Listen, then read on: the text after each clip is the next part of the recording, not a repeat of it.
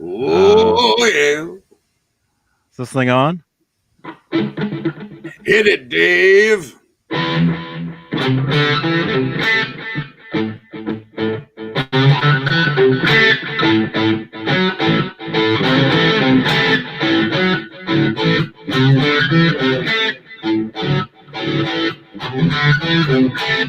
Are you gonna do something or what? Yeah, I was just waiting for that last note, and then I was going into it. Oh. Yeah. Oh, yeah. Back from back from there. With 99 I came back, and I'm sweating like a snowman. Oh, yeah. We got that NAMM Yo, some people don't know what it's called, but to the rescue, we both called the flu.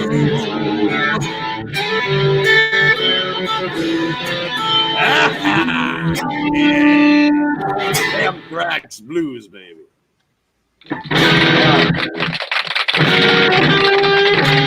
Oh, come on. Yeah. Hello. Yeah, so. Hey, everybody. It's what time is it? 8:21 p.m. Eastern time. Namthrax time, 5:21 p.m. January 21st, 2020. And this is our annual Namthrax special. NAMM wrap-up special edition. Talking guitars and 80s metal. And David Nesdahl is in the house. Hi. How's everyone doing? Terrible. Oh, I'm the only one not sick. Oh, I'm in a wheelchair and you guys are sick. Yeah, definitely. John Mancuda. Hi, everybody. Johnny Beane and I are both competing to see who collapses on the air live first tonight. We're both so fucking sick. You guys shouldn't have been sharing each other's tongues while you were out there. Well, you know, you go down in the basement of NAMM where it's all depressing and like, you know, half the Chinese brands are there, and you know, they have that new strain of SARS they probably brought over, and you know, everyone's touching. You know, you have 100,000 people all touching the same guitar after like picking their nose and wiping their ass and rubbing one out, and it's like you know who's very lonely at NAMM? The bathroom sink. They're just almost nobody washes their hands. I watch it like every year. It's like everyone's way too cool to like wash their sink after they piss. It's like, my penis is real clean, so I don't gotta wash that. You know, I just touched my penis and I'm going to play guitar now. It's like, dude. I don't need to touch your penis. You see? Please wash your hands. Those necks all have like urine and stuff on them, stopping into the wood. You know? Why do you think they don't sell those guitars afterwards? Yeah, unfortunately they do. And I'm that type of idiot that buys a few of them. And you bought a few of them again this year, didn't you? Yeah, I'm not going to reveal how many or which ones yet, because I'm going to bring them on the show once I got them. Once I have them physically in hand. But yeah, I did make some NAMM purchases, and I'm pretty happy about it, even though like I'm delirious right now, literally, just from fever. Mm-hmm. The original Paramutant says it was that Popeye's chicken sandwich. Oh yeah, if you guys watched Johnny and I's walk through Hollywood yesterday, actually that chicken sandwich agreed with me greatly. I was very happy with it. No problem there. Yeah, that looked good, man. I offered to buy you one. I know, but I was not feeling right. I was feeling. When I woke up, I'm like, I got to get out of here. I got to get home, you know. But I knew that we had to take that walk. You know, we had to. Yeah, So. no, I mean, we we took the walk, and you were coughing like heavier. You were like looking a little under the weather, and I already had a cough like from earlier in the week. I'd like cleaned my kitchen with like some harsh chemicals, and so I already had something in my system. And then NAMM just kind of kicked it a little further down the road for me. But even yesterday when we were walking, I was still just coughing a little bit. When you left and I got into the shower and I laid down, all of a sudden, like a freight train hit me. Just Namthrax flu, just bam, knocked me on my ass. And now I'm just delirious. Mm-hmm. Yeah, I don't know how I got home. You know? I had a 6-hour drive. Remember? I had a 6-hour. I don't mean. Well, I meant last night, not the night before. I roofied Johnny. Oh, it was great hanging out. I mean, we'll talk about all this, but yeah, it was great hanging out. Playing your guitars and all that. It was awesome. Yeah, I said to Johnny, I said, hey, you're in my house. Do you want to play anything? Because Johnny crashed over. And I said, do you want to play anything? And he said, I don't know, maybe, maybe this one guitar. Okay, so I brought out one guitar. Then I brought out a bunch more. And we were up until all of a sudden, like, I was starting to just feel a little sick. And then it was like, all right, I think it's bedtime. And we both just, like, went to bed and collapsed. And yeah, not together, but. No, not sure. No. Oh, sure. No separate beds. Right. Right, I believe that. Yeah. No, you played Johnny wanted to play a lot of old San Dimas Charvels. And I have a lot of old San Dimas Charvels. Jealous right now over that. So jealous. You have an open invite to my house. I know I do.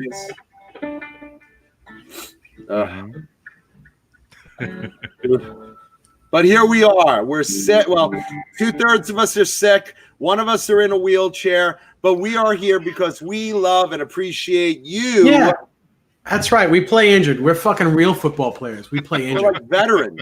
That's right. I wish we were like veterans. You're not a real man unless you play injured. Yeah. Johnny's all bundled up in his down jacket. I'm just like green around the gills right now. And me, ha-ha! There you go. I can't. Professor X. It's like all three of us have been shot. But I got a real cool SG, though. You damn right, do. That sounds great, man. Thank you. Awesome. Yeah. Thank you. And I'll have I think 2 new guitar Daves for Friday night show. Nice. Wow. Yeah. This is what happens when we go to NAMM. All these deals are made behind our back. Ah, well. Just happened to come up. These 2 guitars happened to come up, and I was like, oh, boy, this is it. And this is one of them round. This guy, the guy that texted me, is sending it right now. Nice.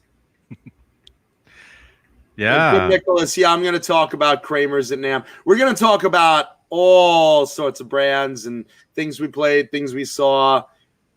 Just tons to tell. Really, really a lot to tell. It was an action-packed. How many days? Some of us got there Wednesday. I got there Wednesday. 5, 5, almost a week. Almost a week of just nonstop guitars and. Yeah, I got there Wednesday. And let me give a huge shout out of appreciation right now to my buddy John over at Red Dragon Guitars, because he sponsored me this year, and I just really want to thank him for that. So it's always a pleasure, and I do business with him too. So really, if you guys haven't checked it out, go to his website. There's always some really cool Jacksons and Charvels, and he deals in a lot of cool shredder guitars. So Red Dragon Guitars, thank you so much. Really appreciate it. Cool. Look at that right now. Yeah. Dave's going on right now to buy something. Damn right. Dave's like, wait. Yeah. Yeah. So who do we got? 6-String Brian. Hey, it was good to meet you, man. Good to see you, man. Met you at the Kramer booth in the Gibson room. We couldn't hear you think, but yeah, I couldn't hear anything you said. yeah, we just saw you were excited to meet us, and we were happy to see you. And he's like,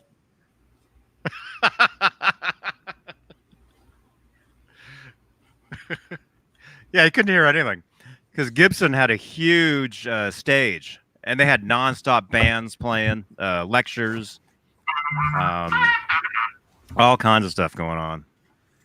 yeah, Gibson had some great concerts going on. The only problem is, realistically, when I go to NAMM, I want to try the guitars and I kind of want to hear it, you know. Yeah. And even though Gibson has a setup where each guitar has like individual headphones, it's still, you can still hear from the outside stage the other band, and you can't really concentrate on what the guitar you're playing sounds like.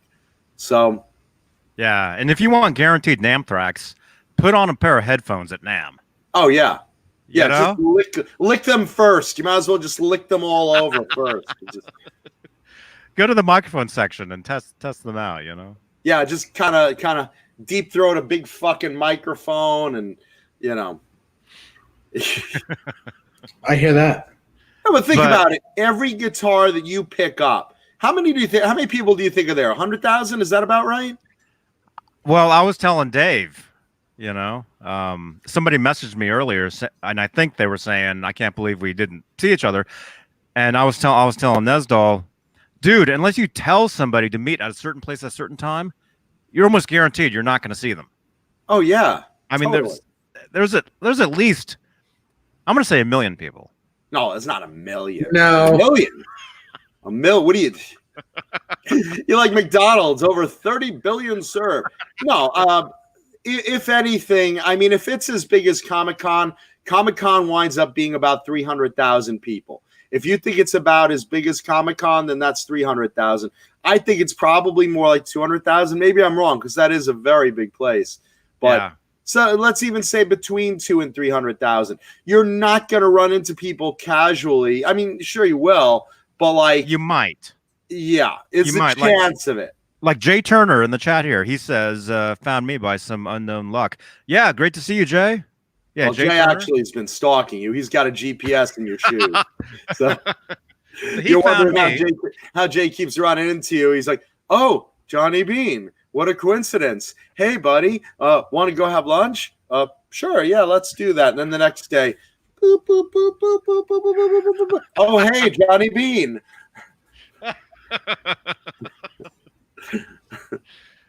Oh my gosh. Yeah, it was great to see you, Jay. Yeah, it was for great sure. to see you, man. And yeah, we did see a lot of our friends. You know, Michael Smith. Oh yeah.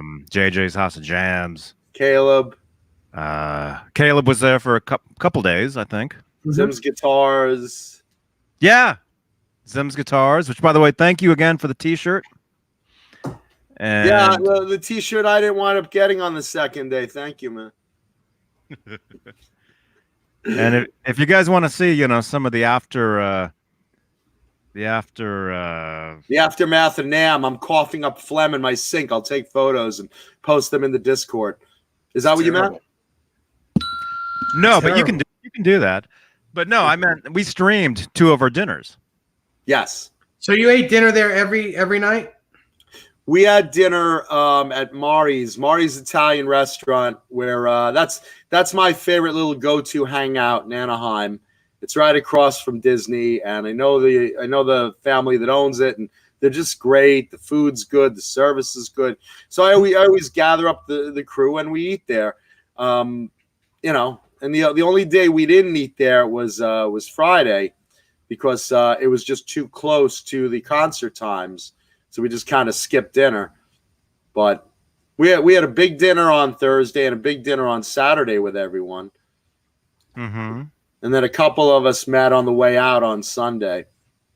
Yeah. Yeah, Sunday we were there. Alex Radford was there. And his friend. Michael Smith and his wife. Let's see. Bozique wants to know, if you're not a dealer, how do you go to NAMM? I'd like to go to NAMM one year. How do you get in if you're not a guitar dealer? If you have a friend in the business, they can, put you in as one of their employees. That's really it. It's not a show open to the public. It's not like Comic-Con where you go and, you just matter of getting a ticket. It's a matter of you have to be authorized to be there as a, as some employee in the industry that is supposed to be there at a dealer show. Mm-hmm. That's absolutely right. Yeah. Yeah, you can't just go. You have to go as a ambassador of a music store or a company that a wholesale company or something like that.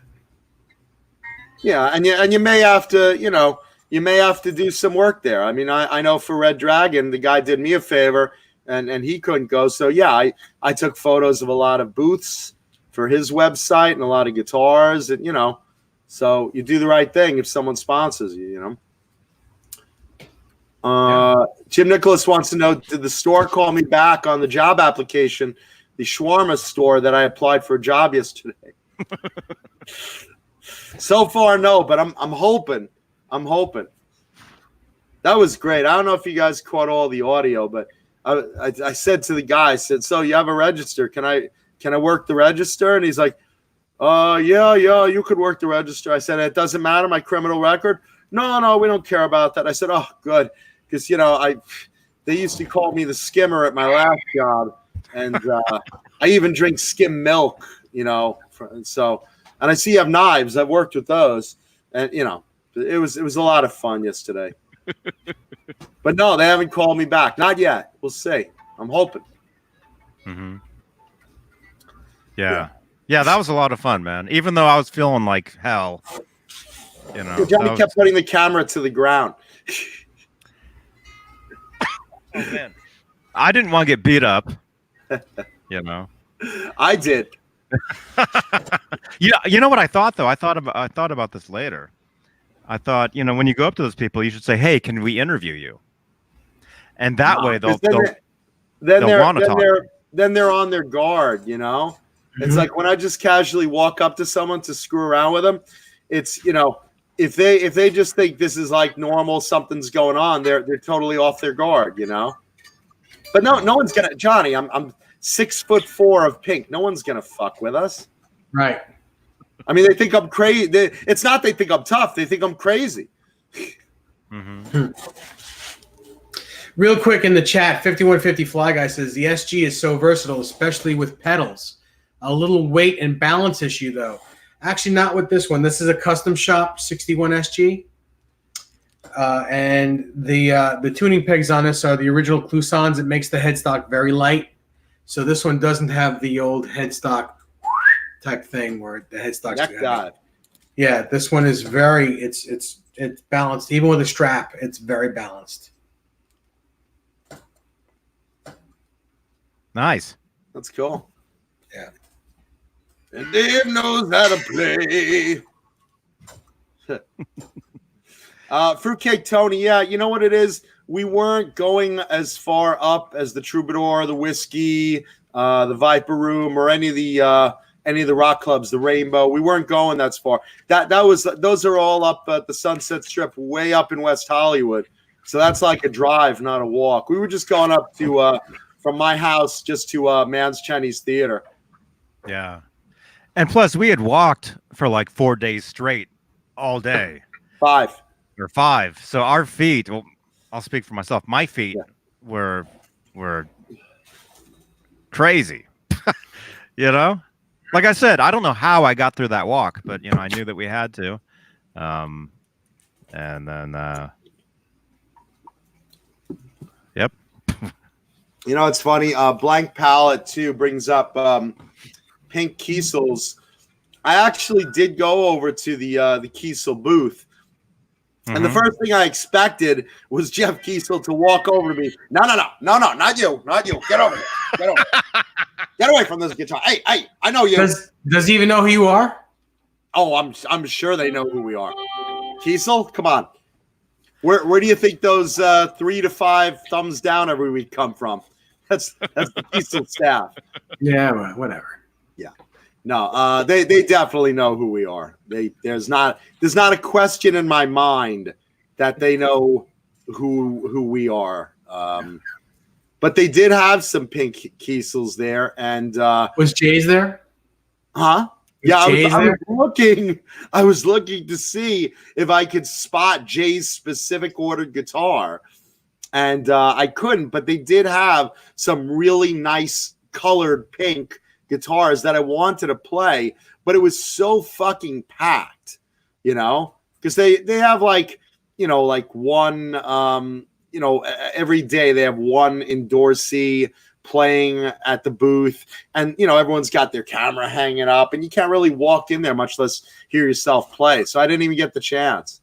Mm-hmm. Hey, did you maybe I'm crazy, but did you do a roll call yet? Did we do roll call? We should probably get that done. There's a lot of people in here. There are. Someone do it because I'm delirious. Okay. Han 36 Solo is here. He says the Kiesels are amazing. Blank Palette 2 is here. Headstock Harem. I really do want a Kiesel. Sorry, Jay.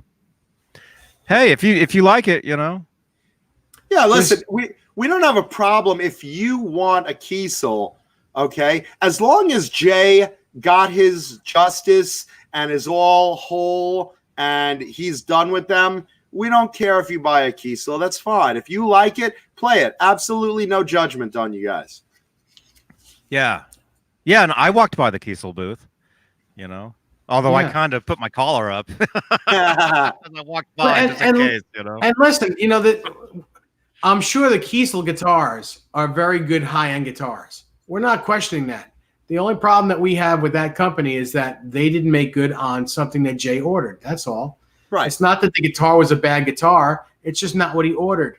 And they didn't want to make good on it. And finally they did.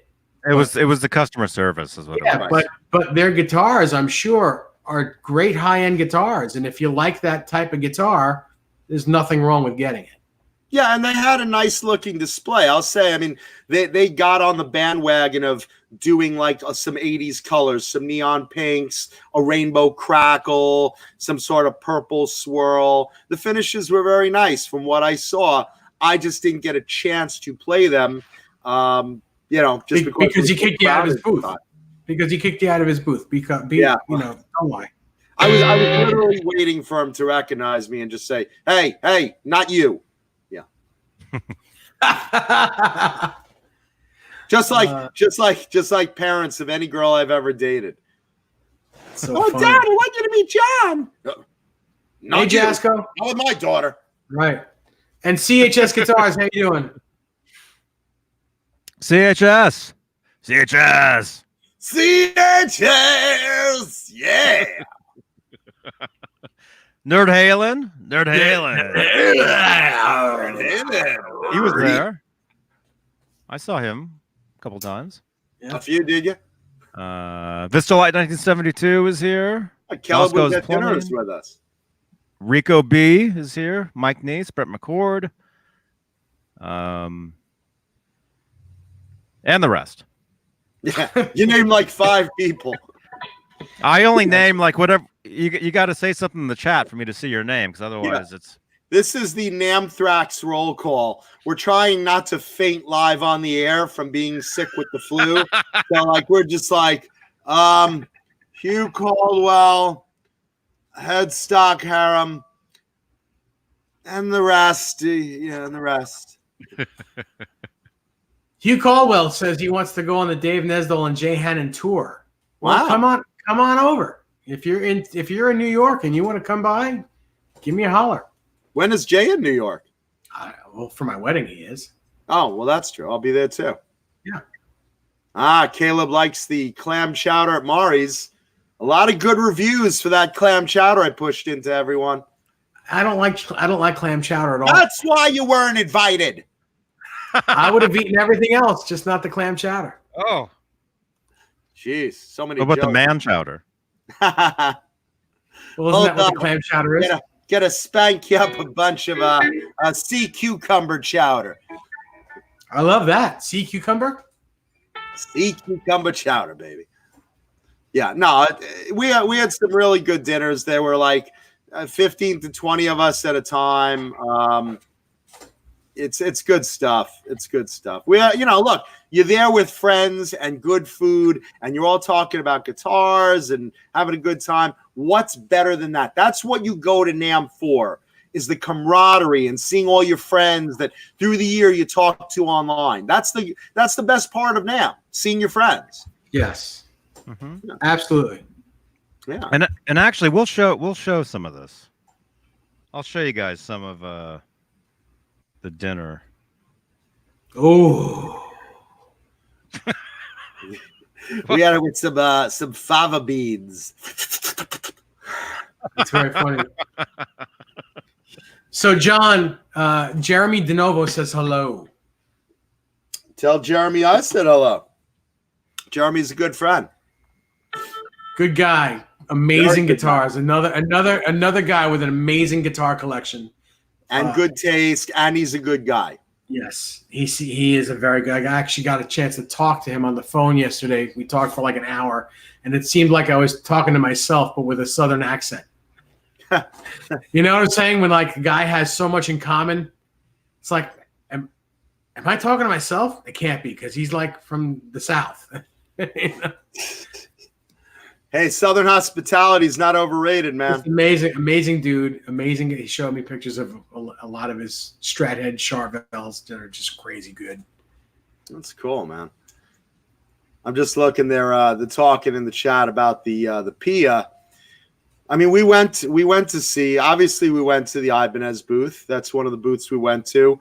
The first thing there that caught my eye, and again, I'm a Paul Stanley fan, was a new PS10. The gold one? The gold one? Yeah, it's a cracked mirror PS10, which is normally like a silver mirror color, but now they also came out with a gold one. Crazy good. Beautiful. Absolutely beautiful. What is that, 12 grand though? 9 and change, like 9,500 or something like that. It's a lot of money. It's way too much money. I mean, look, I love the guitars. I think it's a quality guitar. I think it looks badass. Love Paul Stanley, love Kiss. But with that said, dude, it's fucking almost 10 G's for a new guitar. Yeah. Fruitcake Tony says, Dave Nesdall, question, in a Frankie, would it make sense to put a sustainer pickup where the dummy pickup is, or is it not a good idea? I'll tell you why it's not a good idea for 2 reasons. You'll have no place to put the electronics for it because it's a top-loaded body and there's only a very small pick guard where you need a big cavity to put all the electronics for that. And second of all, you're not going to get a single coil sustainer in red to look like that pickup. So if you want a sustainer, I would suggest putting it in something else, or just getting maybe a Phil Cullen Jackson PC1. They have a sustainer in them. They're gorgeous. They feel amazing, and they're a great looking Strat with a Floyd. But if I know that you're talking to me about a Frankie, so and I wouldn't be able to put a sustainer in it. I just don't have the know-how to do that. But it wouldn't be a good idea on a Frankie. So niet. No. Let's see. They're talking. Rico B says the list on the PS10s are 93.33. So yeah, okay. So 93 and change. And yeah, I love the purple cracked mirror. Headstock Harem says I love the purple one. That's my personal favorite. And yeah, at some point I would love to get one, but I'm gonna wait to get a used one when the price comes down a little, and that'll be when I'll come into a purple cracked mirror because it's just too high. I think it's too high. Yeah, for a non-celebrity guitar, it's too high. Yeah, it's an endorsee guitar, but it's not his. Right, it's a non-celebrity owned guitar is what I'm saying. Right. Beautiful guitar, though. Now, the Pia, here's the thing. We were talking about the Pia the week before NAMM, and you saw all the promo ads. Some people were like, is this a joke? Is this real? So to report back, it is very real. the Pia in the 4 colors it came out with, which were kind of like a not really a pink, but more like a mauve, like a purplish kind of pinkish metallic. Then there was like a green one, and then green. Envy green, and then like a mustard kind of metallic, and then there was a white one. And when you see it in person and you feel it, it's a nice guitar. I'll start off with, it's a lot nicer in person than you see it in the catalog. When you get your hands on it, you see it, you feel it, it's a lot nicer in person. Of course, everyone and their mother was taking that photograph that Steve Vai posted online where you're lifting up the guitar and you're looking through the grip body. Yeah. You know, everyone was taking it. We took the photos too. But some really neat things. I mean, it has a push-pull on the volume. That's kind of neat. That push-pull, what that is it's a treble bleed. What it is it reacts like when you turn your volume down, it doesn't get muffled like this. It stays nice and bright. That's neat. He has that on all his personal guitars. So it has that. It has the trem cover, the trem spring cover on the back is magnetic, which I thought was a really brilliant idea. I think that's genius, actually. Yeah. You know, you don't think of it until you just pop it off. It pops back on. You're done. Really smart. I'll be getting a green one. The green one is, in my opinion, the green one is the prettiest one to have. In real life, the colors, I wasn't crazy about the mauve. I wasn't crazy about the yellow. The white one it's nice.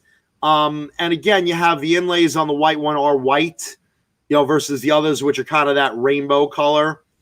But, you know, Steve is playing the white one I saw, and I think he's got a green one too. He's got all of them. He's using, I saw the show that he did at the Hard Rock. Right. It's already on YouTube. Go figure. He's got one of each of them with a sustainer in it. You know, so they're his private ones. They all have his sustainer in it, except for his pink one. The pink one he has. I'm sure he has a pink one with a sustainer in it as well. But the pink one that he used the other night was just a regular one. So he can actually show the model as you're going to buy it. But all the other ones are going to have the sustainer on it, the ones that he has. Now you look on this white one that Johnny has up on the screen. You see the hardware on the pickup covers. It's kind of that, you know, steampunk looking pickup cover design, and it's got white on it, and the inlays are white versus the other ones, the green and the yellow. You'll see in a second. They have like a multicolored. You see? Yeah, sure.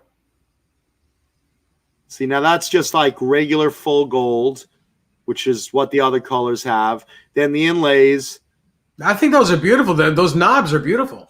Well, the knobs also have color variations. Yeah, they're great. The inlays are those 3 colors: the green, the yellow, and the pinkish.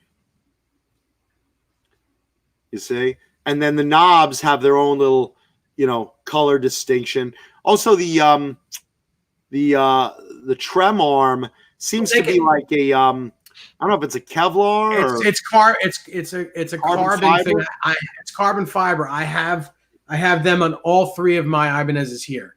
That arm itself cost about $75. Now the reason for it is it's a little bit bigger, it's lighter in weight, and it allows your tremolo to flutter. It works much better. It looks great. I mean, it looks great. See. Yeah. And there you see the pink in the hardware, and the knobs are matching as well, like a pink pearl.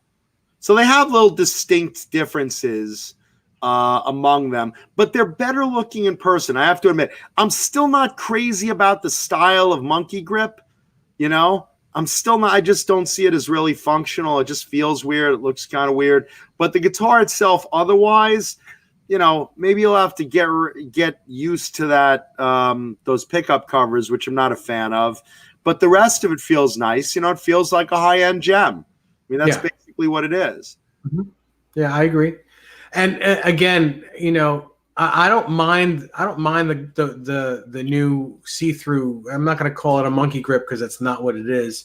But the handles, I will call them. Right.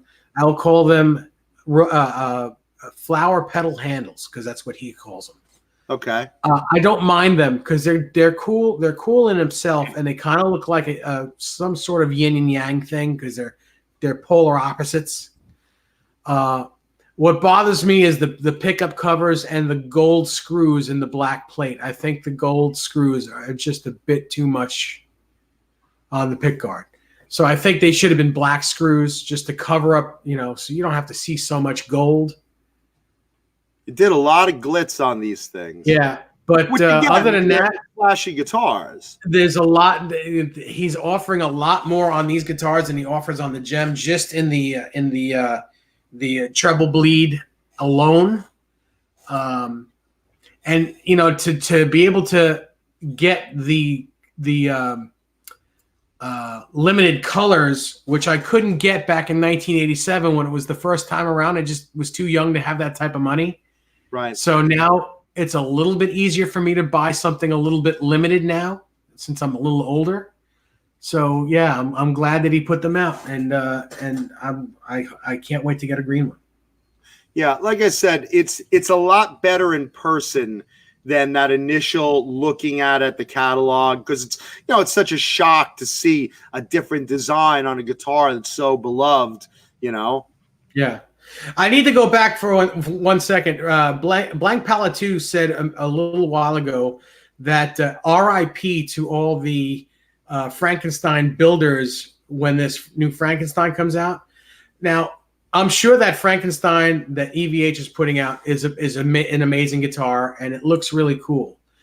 And it looks really cool mostly to the guys who are not diehard EVH guitar collectors, like guys that want guitars that look exactly like Eddie's. So, and that guitar, although the striping is exactly like Eddie's, the relicking is not. It's very cool, and I would like to own one just to have one. But the diehard guys that want guitars that look like Eddie's are still going to buy from those who build them, out in the world. Those guys like, the Kid and all that stuff, and you never know. But totally. A lot of guys don't realize. A lot of guys that like Van Halen, that want a Van Halen guitar, don't realize, that there should be crown head tuners on it, or the relicking up in here is a little different and blah, blah. They don't realize that. They just want a striped guitar that looks like it. And that looks like it. The broad strokes look like it, but if you really get into it, it's not the same guitar. So there it is. But it's not meant to be the same guitar. I know that, but Yeah. he had said RIP to Frankenstein builders after this guitar comes out, and I don't think that's true. I got to second what Dave said, because the fact is, it's a cool guitar. I had a lot of time with it on Wednesday night. No one was in the EVH area before the main day. I had plenty of time to play it, to play with it, to look it over, to photograph it from every angle. Look, for $1,600 on its price, Absolutely. you're getting a good guitar. Yep. I think it's the best thing that the EVH line has made personally. It's the one that I have enjoyed most out of playing, out of all those. So in that sense, I was very happy to report back and say, hey, it feels cool. It sounds good. But if you look at it real close, for starters, it doesn't have the same feel of relicking, because again, you're still working with a $1,600 guitar. Okay. There's no reflectors. It's a way different feel relicking. It's a different feel paint. And you have a wheel notch in the neck, for freak's sake. So it's not even like something that if you're a diehard, you're going to say, wow, I have something just like Eddie's. You really don't. It's a great guitar for the money. Really, really, they did a great job, plays nice. But if you're thinking that that's going to replace the stuff that a lot of our audience does in, something like Dave builds or Rob Johnson builds or you know, a lot of the guys that are in our audience building these fan-made EVH guitars that are more accurate, it's not at all going to be a replacement. It's going to be for the person that wants something EVH-like that they just can't afford, like a better built modded Kramer or whatever. It's an entry level. It's a good entry level, but it's still an entry level if you're looking for replica EVH relic Frankies. Right. And RMG, first of all, it's nice to see you here, RMG 471. You haven't seen you in a while. But Yeah, I disagree. sure. I disagree with you. Only guys like us three care. The rest of the world looks at spec. Oh, actually, you're absolutely right. I read it wrong. Yes, I thought you actually said only you three guys care. But yes, guys like us care. Yeah. And you're right. The rest of the world just goes for the specs and the price, and that's good too. Then that's why that guitar is great for that reason. Yeah, I mean, but die-hard Eddie guys that want to have the Eddie Van Halen guitar, other than his hands actually touching them, will want something a little more realistic than that. That's all. Yeah, and I'm looking at the truss rod wheel. To me, that's visually jarring. You know, not even to mention that, like, having played a bunch of Dave's replicas, it's night and day between that and the EVH Frankie replica. Night and day. Right, and Blank Palette also says I take as for playing wise, not for the collector wise, and some can't afford the right copy. Well, to tell you the truth, those who can't afford the copy, you know, the ones like I'm going to say the ones like I make, probably can't afford that guitar because it's not that much difference in price. It's a difference of maybe $400 in price to get something, you know, more $400 or $500 at the most.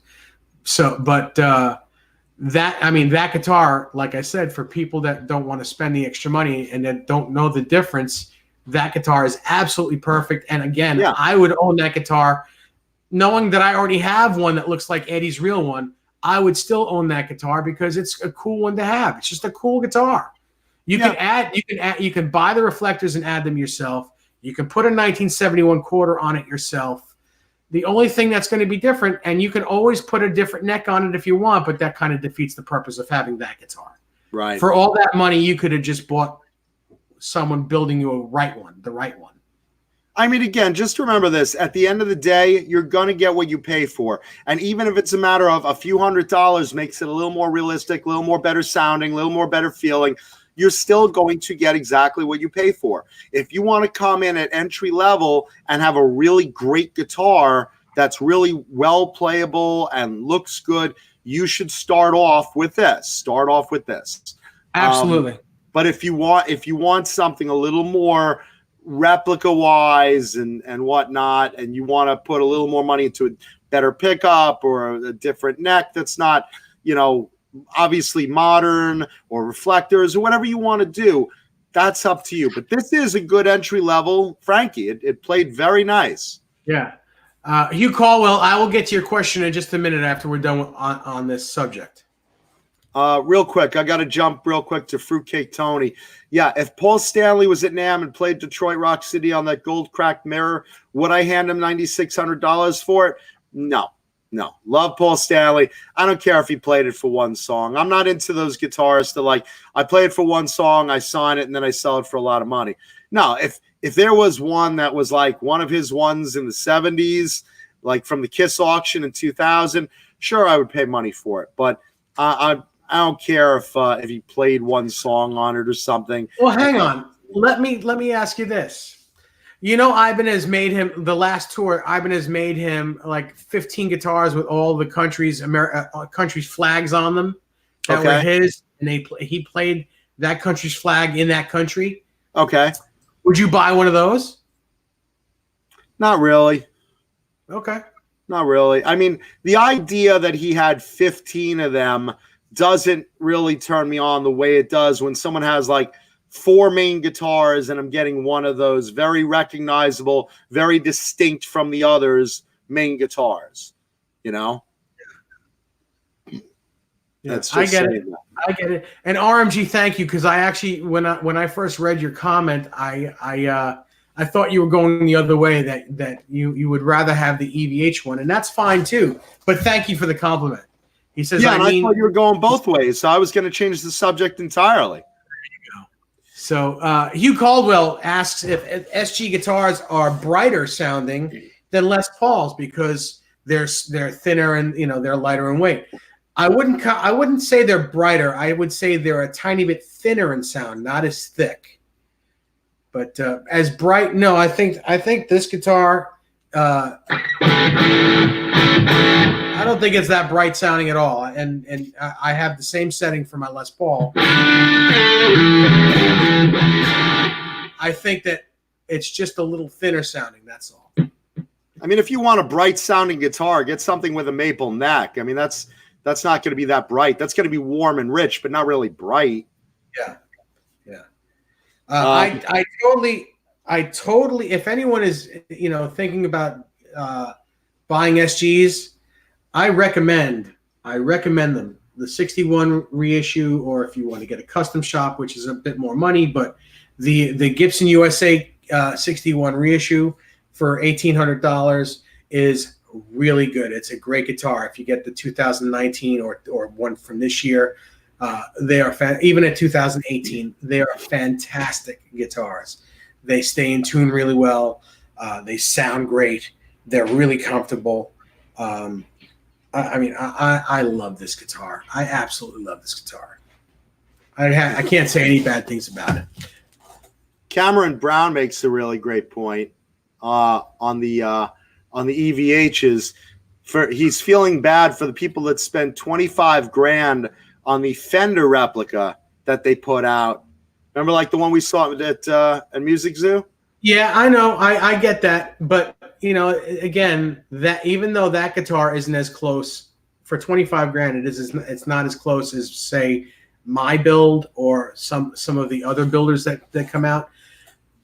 I've said this before. They built 300 of those things.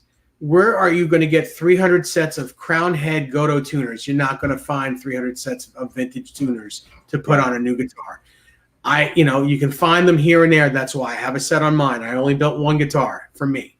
Where are you going to get the exact reflectors? You can't find 300 sets of them. I dare you. I got a set for my guitar because it's one set. I was able to find one set of good ones. Not that they're all bad, but one set of like the ones that are on Ed's guitars. Who's going to know? Who's going to be able to get half the stuff that they did wrong on that guitar? First of all, and the thing is, the body that they used for the Fender replica is a Fender body, and the body on Ed's guitar is not a Fender. It's slightly smaller. The horns are smaller. It's a boogie body. It's a boogie body, Azusa body. It was built by Azusa. It was an Azusa made body. It's a totally different shape. It looks similar, but it's not. I mean, Fender is Fender. They're not going to go to an outsourced company to get a body when they have thousands of bodies at their disposal. I think we have one laying around here somewhere, fellas. Yeah. So, but the striping and the relicking, absolutely on the button. It's an official Fender guitar, and Eddie approved it. So yes, it's $25,000. If you have the money, by all means, grab a guitar that's going to be worth a lot of money in the long run because it's an official guitar. My guitar, although it's going to look exactly like the real deal, other than his hands touching it, will not be worth anything because it's me. Who am I? I'm a nobody. I'm just building you a guitar. You're a Dave. It's going to be the guitar. It's going to be the exact replica of his guitar. That's all I'm saying. So if you're looking to collect, I'm sorry. I said, hey, a blackjack guitar nut. Oh yeah, cool. And someone was mentioning the Pia colors, those 3 colors, or maybe all 4 of them. Are they limited for 1 year? Only the white one is the model that's going to keep going. Everything the other 3 are limited for 1 year, and that's why I need limited. I'm sorry. Are they numbered and limited? Not numbered. They're only making them for 1 year. Yeah. Okay, so that's why I need to get 3. All right, so just production time. Okay. Well, like I said, we had a lot of time. I know Johnny took a video of him playing the Frankie. I know I had time with the Frankie before the show. Hey, listen, cool guitar for the money. It comes in at like 1,600 and change, you know, and I think for what EVH makes, it's a good entry level. It's very cool. I wouldn't even call it an entry level. I just call it a good guitar. It's a good guitar. A good guitar. It's made in Mexico. Made in Mexico. Yeah. Hey, 7/8. Okay. Also, what was I saying? What was I going to say? How handsome I am. No. Oh, someone had a question about the Kramer guitars earlier. The graphic Kramers. Now, they're made, I believe, in either Indonesia or Korea. Indonesia, but they're built here and painted here in the U.S. So that's why they're limited. Bless you. They're great guitars. I have not played one yet. They look fantastic. We have. I'm sure they feel great. You know, they're assembled here, so they're going to be. I think those were limited, and you can only special order them. I don't think you'll find them in stores at all, but you can special order them this year. Well, here's the story with the Kramers, because Johnny and I went down there. Now, if you guys remember when they were introduced last year, I was telling people I think they have a really good quality feel for an import. And people were like, oh, my God, for a Night Swan, that's kind of crazy. But you know what? Just to make sure I wasn't crazy, I played the Night Swan again this year. And it's got the R2 nut, which the original ones had that thin R1 nut. And it's still my favorite one that they make. I think that's a terrific feeling guitar. Now, where they're made in Indonesia, where the Epiphones are made. But you can't. They're really not promoting that. I had to kind of choke it out of the rep. You know, I could, choke it out of them. They won't say. They won't say at all. No, it's an import. I'm like, okay, where? Well, it's an import. I'm like, come on, I'm trying to buy these. Where are they? It's Indonesia. So where the Yeppies are made. Yes. Okay. So barring that, because I'm not normally a fan of guitars in Indonesia, I think these things have a lot of good playability on them. I played one of the Berettas, the 85 style. I played the Night Swan, which again, I think is terrific. I played the Dave Snake Sabo from Skid Row limited edition with the snake graphic on it. I played a bunch of them. And I think for the most part, I think the quality on those is pretty darn good for a guitar made in Indonesia. And, they did a Tracy Guns Star, like a black with flames, like ghost flames. And they did the Dave Snake Sabo green snake Beretta as a limited graphic edition. I don't know how many they're making, or if they're making it for a certain amount of time or whatever. Yeah, it's only 1 year. You can special order for this year. They're very cool looking though, and they play nice. I mean, I didn't play the Star, but I played the Sabo Beretta, and it played great. Did you play and now recommend the Night Swan. Did you play the Charvel style flame that they put out? The blue and yellow flame that they had on the wall? No, they didn't have. I don't think they had that one. They had the Tiger. They did. Let's see. They had the Tiger graphic. I'm just looking at my photos right now while I'm talking. They had the Tiger graphic. They had the Tiger graphic. They had the Night Swan with the blue polka dots. They had a blue polka dot. Oh, okay. The flame they had was the Tracy Guns. It's black. It's not on a Star. No, not on a Star. It's on a Beretta. They didn't have that. Not on display. Here's the display they had. Let's see. Okay. I'm going to upload my video really quickly. I took a video. Here's the display they had. See? And you didn't have any. They took it off the wall. Oh no, that's not even the display I'm talking about. The Kramer you're talking. Yeah, I'm not talking about that display. They had a whole display with all with all new airbrush graphics. That's the Kramer display. Yeah, that's what I'm talking about. Kramer display. That's the one I just showed you. No, it ain't. It's not the same guitars I saw. What did I miss? Hang on, I'll get it for you. I'm sure it's all over the fucking net. Like I said, I saw those, and right next to them in showcases were the Tracy Gunn Star and the Dave Sabo Snake. Here's the Sabo, by the way.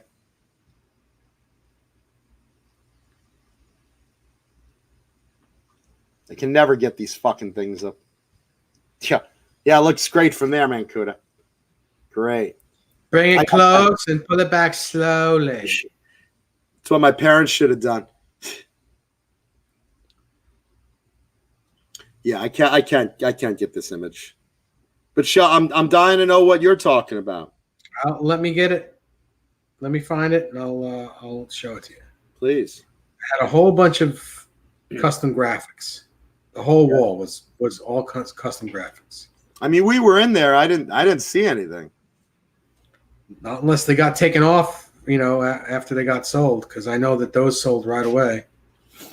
Were these one-offs? Yes, they were one-offs, and they were all custom graphics. And if I can find it, I'll show you. So I didn't know of anything of that. I was there on Wednesday night for the dealer event. You should have seen them there. They were there. The Jackson Charvels had one-off custom shop showcases. I know. But so did this. Hang on. I'll find it. All right. John probably find it before I do. I'm uploading the video that I took right now. And I'm rubbing my nuts under the screen level. But there was only one Kramer display. I think he's saying that maybe there was like a custom shop, but I don't know Kramer to have a custom shop. It's not a custom shop. These I'm not crazy. There was a couple guitars like on the sides that were in like display cases. Remember they weren't in display cases. They were on that main wall, and they were all custom paint jobs. I didn't see them. I freaked out over them because I was like, wow, that's amazing. They look amazing. Just give me a minute. I'll find it. All right. While you're looking for that, I'm just going to say, like I said, the Kramers, they played very nice. So if you get a chance to go to a store. Yeah, here they are. Well, Cameron Brown just sent me a picture of 3 of them. Increase it. Hang on. That's what she said. Oh. There we go. Let's do it this way. Yeah, let's do it this way.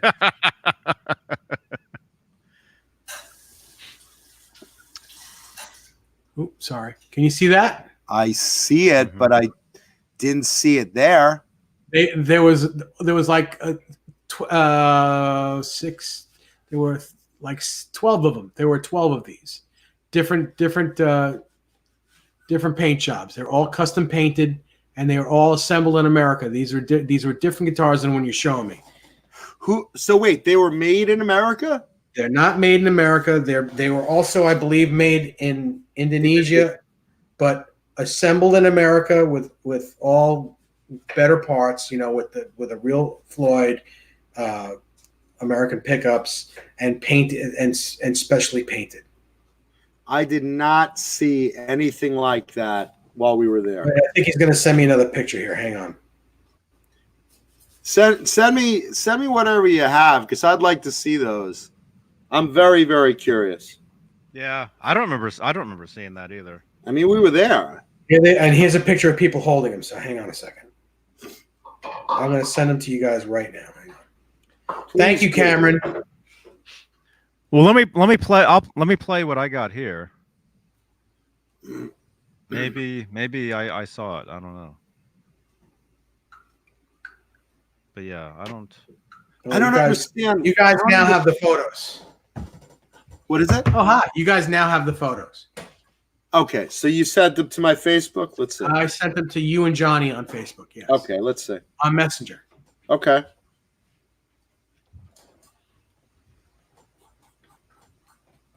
What? Dave, how come How come you're not wearing a shirt in this picture? What are you talking about? Really. What are you talking about? What are you holding in this one? My schwanz. Sorry. Who are these people? This is so weird. I did not see any of these. Like, literally did not see any of these there. This is what I saw there.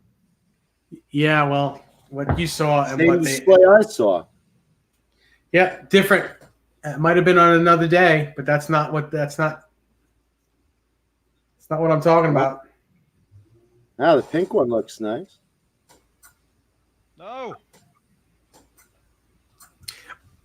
RMG, this is a custom shop. I don't understand where these were. What were they, Dave? Just 2 photos? That's all I was given so far. If anyone else has photos, please drop them into my email box. There are. Excuse me, I gotta blow my nose. I gotta sneeze. I mean, Bless you. Uh-oh.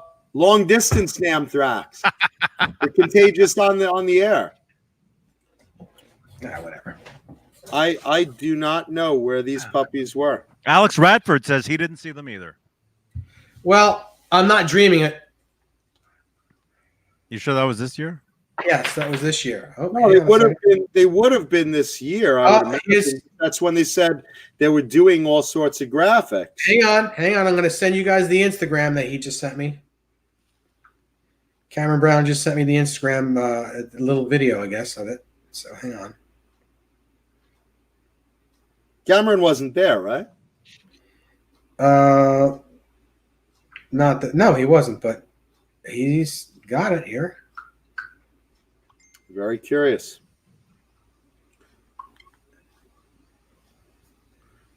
Oh yeah, it's just an Instagram photo. It's an Instagram photo of.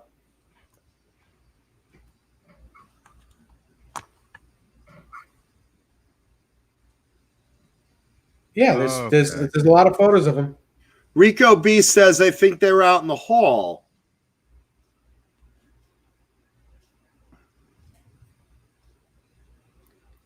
Sammy Reynolds says there's a video on Anderson's YouTube channel. R2R3 said Music Zoo had a video of it. Yep. Huh. I am very, very curious. I mean, they're high-end looking guitars. They're not, they're not what you guys saw. But these were still made in Indonesia and just new paint jobs, right? From what I was to understand, at the very first, when I first saw the photos, I understood that they were made in America and they were one-offs, but you could special order them. And then I was told that no, they are Indonesia, built in America, put together in America with American and good, like the German, like a German Floyd, I guess a Duncan pickups or whatever, and with the custom paint jobs on them, and that those were one-offs and you could special order them, but they're not available in stores. You have to special order them. Steve Carmichael says they were put backstage because they were sold. They said that in the video. So were those things up on Wednesday? Yes. Yeah, they were there on Wednesday and probably sold on Thursday. I didn't even know Kramer had a thing on. Wait a minute. We did a video there on Wednesday with Michael Smith. Let me look in that video and see if you can see them in there. I don't know. And Michael, if you're watching this, Michael wanted to jump in at some point. Yeah, he can jump in. Talk about NAMM, but he's traveling. He's traveling today, so if he gets home in time. And hey, Clayton James Hicks, 1990 Hicks, today is Tallcaster Tuesday. That's right, man. Yeah. Namthrax Thursday. Oh, I'm just death warmed over. There was a chicken sandwich, man. I'll tell you. Oh gosh. Not at all the chicken sandwich. It's just. So, okay, while you're playing with the Kramers, so that's the story of Kramers. We're trying to figure out exactly what the deal with those custom shops were. But the regular ones, they look great, and they played Okay. nice. Yes, we have a video of that when Michael Smith was there. I see him in the thumbnail. Yeah? Mm-hmm. And that was what, Wednesday night? Wednesday night. I had no idea. Okay, I didn't think I was crazy. Well, Yeah. I wouldn't go that. You're coughing now too. I caught it from you guys. Why is this Yeah. ad? All these guys in their underwear. Because I was just blowing my microphone, so I figured I got it. You're from the blowing top. who? My microphone. Ah. So while we were in the Kramer room, which is an offshoot of Gibson, the Gibson room, you had that new line of Slash guitars. Yep. Yeah. So you had that new line of Slash guitars. You had an Anaconda Burst. You had a November Rain Burst. You had a Appetite for Destruction, and some sort of reddish burst, I think, if I remember. So let's see. There we are in the Gibson room.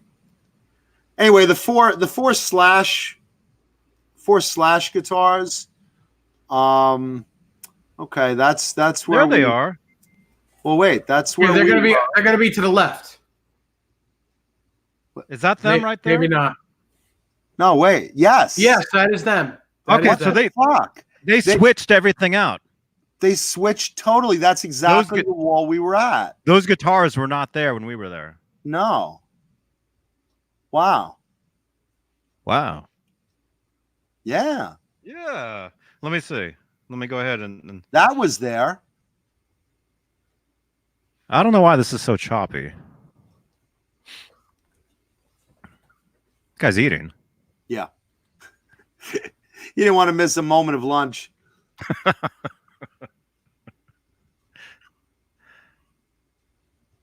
Fruitcake Tony, yes, I'm feeling better now that I'm home. I'm still in a wheelchair, of course, but I'm doing better every day.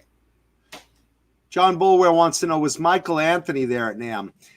I didn't see him, but there were so many people at NAMM. I mean, everyone and their mother. I heard Vi was there. Yes, he was. Andy Timmons was there, although we didn't run into him. But I know he jammed. Jack Frost was there. George Lynch was there. Brad Gillis was there.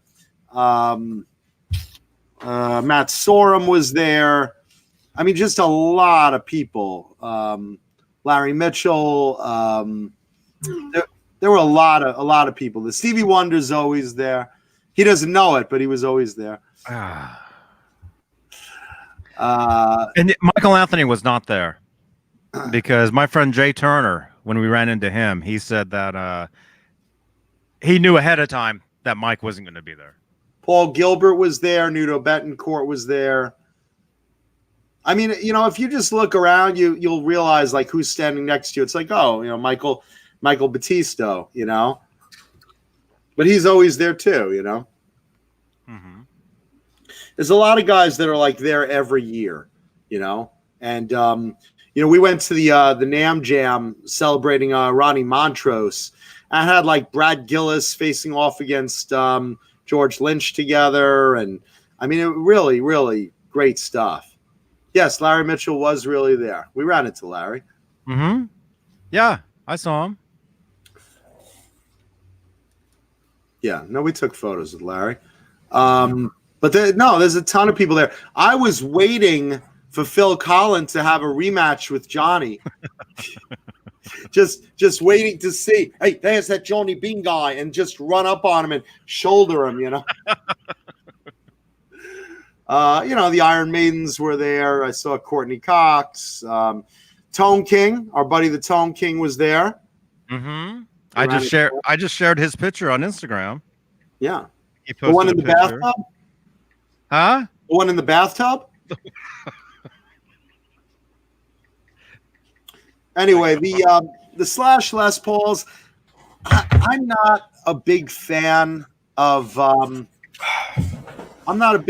something like that, the Slash Edition Les Pauls, because realistically, I'm not big on a lot of Gibson's newly made collectibles. You know, I just think they look cheap. Again, my personal feeling, I think they look cheap. And, you know, keep in mind, the Appetite for Destruction guitar was not a real Les Paul. It wasn't a Gibson. So to make a replica of that as a Gibson is kind of silly, you know. But okay, you know, you make a lot of money. Yes. Let's see. Hi, Sandra. Hey, Sandra. Hey, Sandra. So let's see. What else did we have that was interesting? So we did Gibson. We did Kramer. How about Charvel? Let's talk about the stupidity of them putting that big stupid logo on their guitars, on those Sparkle guitars, which? On the Sparkle ones. Okay, so here's the thing with the Charvels. Charvel and Jackson, you know, they have the big Fender dealer event the night before the main NAMM. So Wednesday night, it's all the dealers. It's all the dealers, and you get those one-off USA-made custom shops showing off basically what Jackson and Charvel's custom shop can do. And look, dealers have a raffle and see if they can nab one or two of them, hopefully. You know, it's about 20 Jacksons and about 20 Charvels. Some of the Charvels, one of the additions that they did to be different was they made a version of what was in the 80s an import, you know, the model series with the big Charvel toothpaste logo, but they made it as a USA custom shop. Sort of like a tribute edition, basically, to what would look like an 87 Charvel. So they put on that import toothpaste logo, and they did 8 of them in sparkle finishes, all different color sparkles. They're beautiful. They're very pretty. Now, the question is, everyone's like, why did they use that logo? And I went up to Red Dave, and, you know, he's one of the master builders at Charvel. And he said, I just wanted to do something unique and different. I like that logo. I thought it was interesting. And there you go. So that's the story behind those. But they're beautiful. They're very pretty. Yeah, they are very pretty. You know? And they're much nicer guitars than the original ones from '87. Oh, yeah, because these are USA-made master builds. Yeah, they just have their dumb logo on them. Huh? I say I wouldn't buy it just because of that logo. We wouldn't buy it. I didn't like the logo, but at the same time, I thought it's such a good-looking guitar, and it's got to play good with those maple pointy necks, and you know, made by a master builder like Red Dave. Sandra Porcorny brings up a really good point. I'll be right back. Before you go, and I'll only 50 likes right now. Can we get you guys to take a second and just give us thumbs up on the video since we're here all sick? Yeah. Lenny and I have the flu. Dave's in a wheelchair. We really, really deserve some thumbs up, at least 100 for gosh sakes. So if you're in the chat right now, please take a second, look down, smash the thumbs up button. Thank you so much, guys and gals. So while you're doing that, we're going to continue talking. So the Charvel Custom Shop came up with some really, really beautiful, you know, one-offs.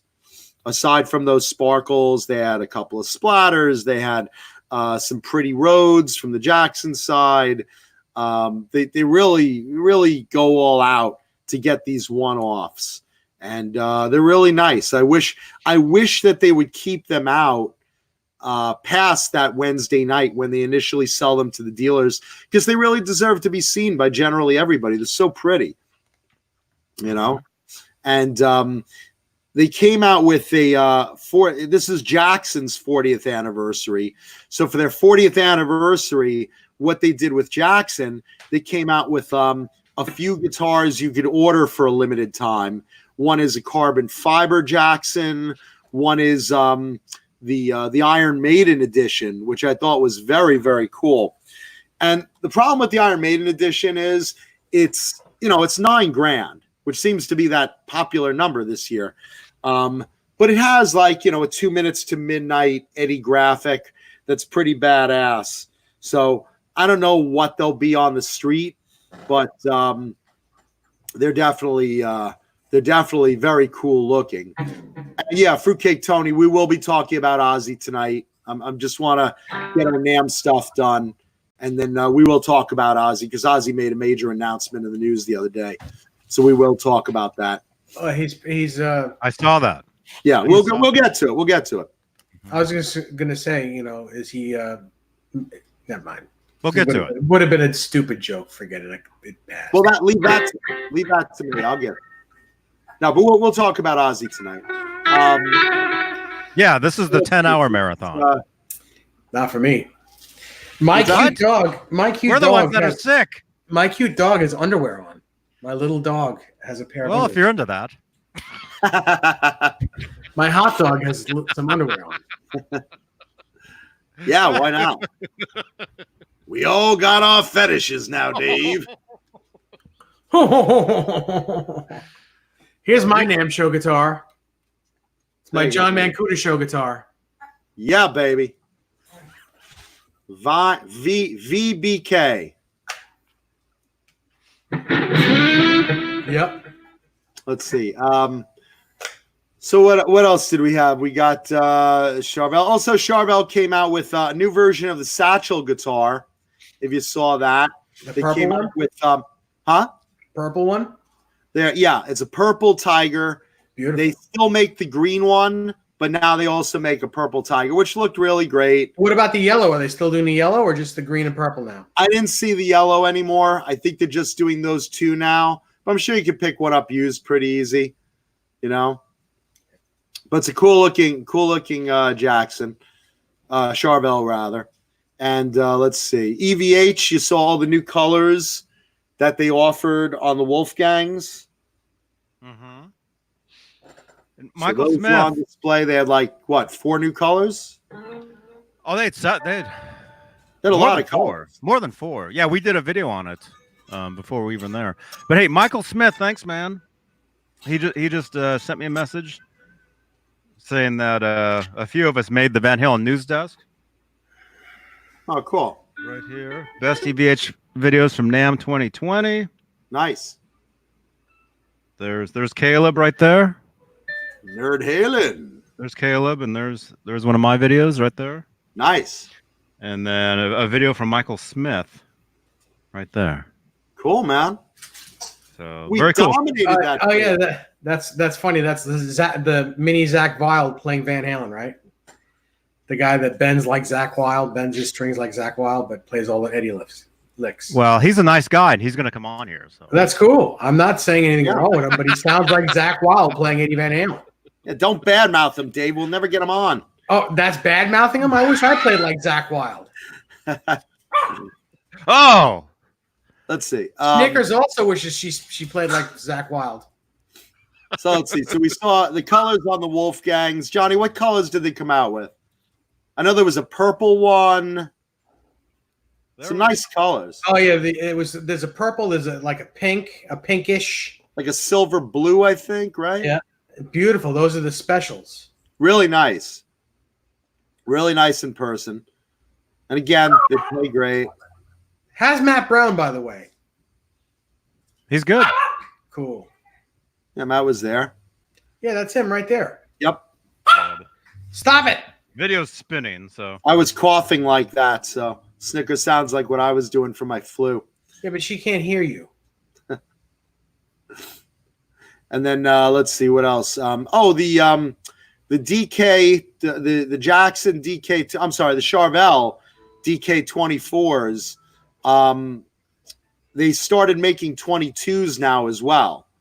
So if you like the Charvel DK line, the Dinkies, the with the new bolt-on heels, the nice players, but you don't like playing a 24, they now make it in 22. That was a big deal for NAMM this year. And cool thing about those is the single coil bridge pickup is backwards like it would be for like a Hendrix Strat. So it actually the high end on the bridge pickup is warmer sounding. That's cool. Some of the nice colors of the EVHs. Yeah, those colors in the back. They really. I think that's their answer to the PVHP2. Oh yeah, you want to make this guitar? Well, we're going to do the colors and do them better. There they are, and they did. Yeah, that's beautiful. That guitar is beautiful. It really looks like the ocean. My body lies over the ocean. My body lies over the sea. I think it's called a Caribbean something. The neck is hung like a Caribbean guy. Oh, God. Yeah, I think they should call it Billy Ocean. The Mandingo. Paramutant, it says, was Peavy at NAMM? I didn't see Peavy. Did you? I didn't look for it either, though. I did. I saw them, Johnny? and I did. I saw them, and the booth was from what I saw, it was very, very small. There was almost nothing in there, and there was nobody. There was nobody in there as well when I was there. Okay. I just saw they had a couple of the HP2s like on display where you could play them, but they were like plugged into they had some of their mini heads, like the mini 6505 and the mini, probably like a mini classic thing. And But what I'll show you my mini head. What gets me, what is boggling my mind is that the thumbs ups. How many thumbs ups do we PV, have? the PV factory. Yeah, can we just stop and leave thumbs up for this video? If you're in the chat right now, please leave a thumbs up. I should be in bed right now. I should be in bed with Johnny right now. Mm-hmm. No, Johnny and I both be both in have the bed. flu. Dave's in a wheelchair. Do us a favor, please, and leave a thumbs up for us. We're dying of Namthrax flu, but we're here for you. Please leave a thumbs up for the video. Thank you. That's right. I mean, we could have given you the replacement players, but no, we're here playing injured. So give us some thumbs up. I kept getting messages asking if right. we were going to go live. People kept messaging me saying, "Is there a show tonight? Is there a show tonight?" Yeah. And We're toughing through it for you guys. yeah. So when you see me blacking out because I'm coughing up a lung, just think that I should leave a thumbs up for these guys. That's going to help. Yeah, definitely. Can't hurt. Someone asked me about BC Rich. And by the way, I have for tonight's show and tell, I have two guitars, two very cool BC Riches that I'm going to show off. And I'll do it a little later, but BC Rich, under new ownership and fully going along now, did not have a booth at NAMM, which surprised a lot of people because, you have a new company with new owners and you've retooled the guitars and you want to make a splash, but we have 4 thumbs down, really? Why? Because we're asking for them. That's why. That's why I stopped asking for them. I never asked for them. We earned them. That's it. We earned them. Thank you. No, but BC Rich did not have a booth. With that said, I was able to get a private invite to a little bit of a BC Rich meetup where I was able to play and see and feel a lot of the BC Rich stuff with the owner of the company or one of the owners of the company. And, I have to say they're really, really listening to the people. People are giving a lot of input from a lot of directions, and it's very hard to know what's right and wrong, et cetera, et cetera. But the two best things that I noticed from the new BC Rich line are what's called the Shredzilla, which is, basically your modern shredder for your current guys that, it's not a gunslinger. It's a more advanced shredder, something like a Moser, and no fret inlays usually, but it's got a really, really good neck. That's one thing that they really jumped on, was designing a really fast neck for the new BC Rich models. And I was also able to play one of the new Ironbirds. And if you guys are familiar with the Ironbird, there's another guitar that all the black metal guys like, and the hair metal guys like. I mean, it's a cool design. This is the Ironbird Mach 2, if you're very familiar up on the designs. And the one I played was in like an aqua burst, and it had abalone binding on it, which again, it's a take or leave thing. They're making some with it, some without it. But the thing I enjoyed about it was it's very playable. It played very nice. And again, I attribute that to the neck. And they have a different type of bridge. I forgot what it's called. It's oh gosh. Sorry guys, my head's cloudy. It's one of those it's one of those bridges where you just kind of link the string in. You know what I'm saying? You know what I'm talking about? Who said that? I forgot the bridge on it. I forgot what it's called, but it plays nice. The guitars seem solid. Again, they're import guitars. So let's get this straight. BC Rich has their main line as imports, and they have their which I believe they're made in Korea, if I'm not mistaken. And they still have the USA custom shop. If you want to order something a little more pricey, a little more custom, a little more, of a higher end, you still can.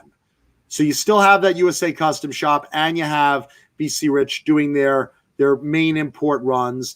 And again, things are coming out. They're going to bring back the Gunslinger at one point. They have right now the Bitch, which in stores they're going to call the B model. I guess because political correctness, some stores are afraid that the word bitch is going to set off some people in today's snowflakey time. Yeah, see that's her right now. Shut up, you bitch!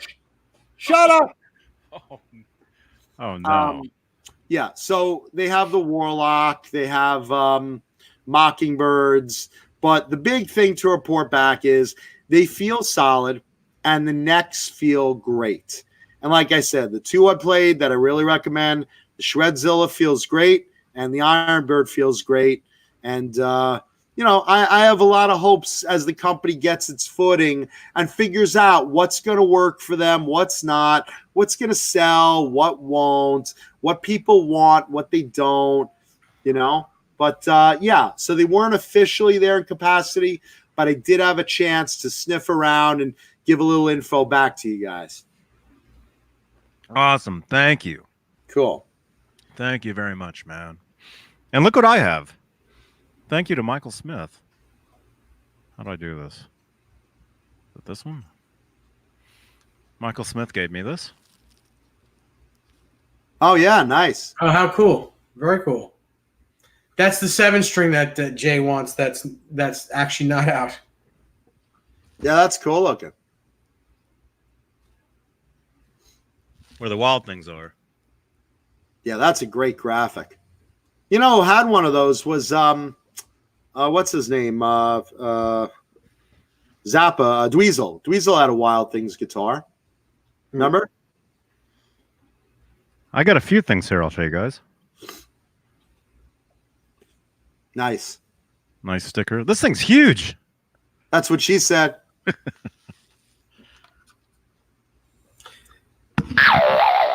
I took this with me, and Dane Zim's guitars, he was playing with this at dinner that one night, pushing all the buttons. Yeah, you had the Johnny Bean sound effect machine at dinner. It was pretty funny. Mm-hmm. Rico wants to know if I saw the Pia video on Zim's channel. I was playing with the Pias. I like to play with the penis, I like to feel a solid penis in my head. I like a bigger pink penis, I like a Steve Vai penis in my hand. Oh, my gosh. Yeah, so we got to play with the Pias. Believe me, that was one of the first things we ran to. Mm-hmm. So we got that. I'm surprised you didn't go to the Steve Vai show at the Hard Rock. There were so many shows going on, and you just, you're trying to decide what you want to see that night. And are you tired? Do you feel like staying out all night? Do you want to go to the damn bar? And Rico B says it featured me in there. I guess I got caught in a bunch of people's videos. You'll just look in the video of a lot of people's shows and just see this big pink idiot in the background. That's me. So yeah, I got into a lot of people's videos accidentally, but that's okay. It's all good. That's all right. It's okay. That's all right. That's all right. It's all right. Yay! Sammy Reynolds wants to know, did we see the new Floyd Rose guitars? I didn't know there was such a thing. Johnny, did you see those? No, I walked by the Floyd Rose booth, but I didn't really look around.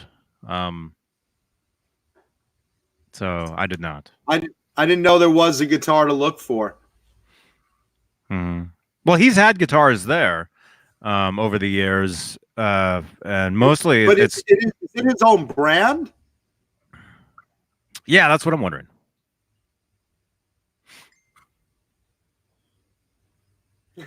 Dan of New Jersey wants to know if I'll be starting at the food stand this week. Yeah, we talked about that earlier, man. I don't know. I haven't gotten the call yet. We'll see if I'll be. Is that what that was? A food stand? Well, yeah, it was a shawarma stand, shawarma and shish kebabs. I don't know. I hope I get that job. I wasn't sure what it was, and we did get busted for the music in the video. Oh, did we?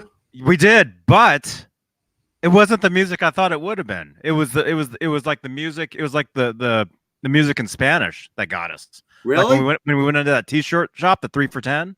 Oh boy, that song. We got busted for that, and then we got busted for some other one. I would have thought it would have been Rocket Man that would have got us with the hard rock, but that's when I started muting the stream. Thought. That's what I thought when we first walked into the Hard Rock Cafe. Well, maybe I don't know. Maybe that sucks. I don't know. Maybe just edit it. That's what a lot of those guys do. A lot of the IRL live streamers. Basically, what we were doing yesterday, a lot of people, they do that. That's like when I was telling you, like all these places, I'm like, yeah, I know that place. I know that place. It's because I watch a lot of live streamers walking up and down that street all the time. Oh, I got you. So it's like I know where I am. Like the McDonald's with the dinosaur out the top, and well, that's the Ripley's Believe It or Not. Next to the McDonald's. You're welcome, Chris Bevan. Let's see. But yeah, a lot of those guys, they edit their videos later to take the music out, and then they just re-upload them. Let's see. I'm trying to think what else.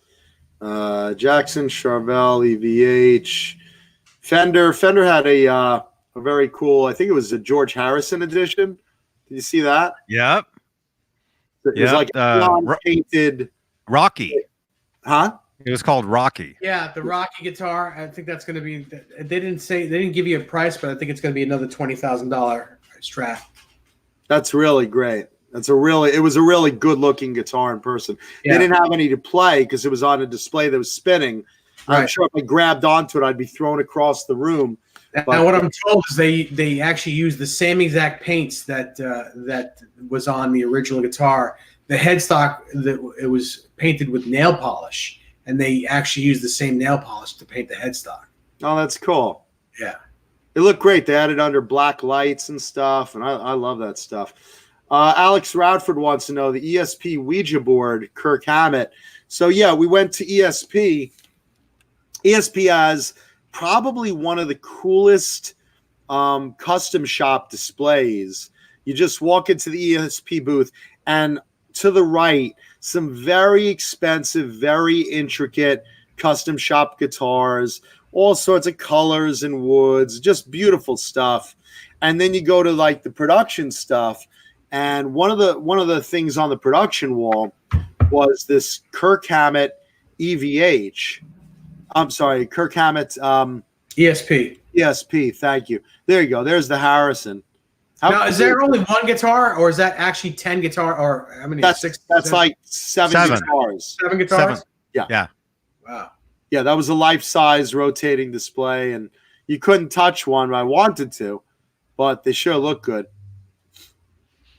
Anyway, so we went to ESP, and they had 2 very limited editions of the Kirk Hammett Ouija board guitar, and they told me, the ESP rep told me they made probably in the range of 15 to 20 of them only of each guitar. And what it is, it's the Kirk Hammett Ouija board, but one is in like a ruby red sparkle paint with gold trim, and the other is like a violet purple sparkle paint with gold trim. And the retail on the street, the minimum street on those, I should point out, is about 12 grand. Because again, you know, A, obviously it's Kirk Hammett. B, more so, it's a limited collector edition. There it is. So that's the ruby red. That's the purple. There you go. There's the ruby red. There's the purple right below it.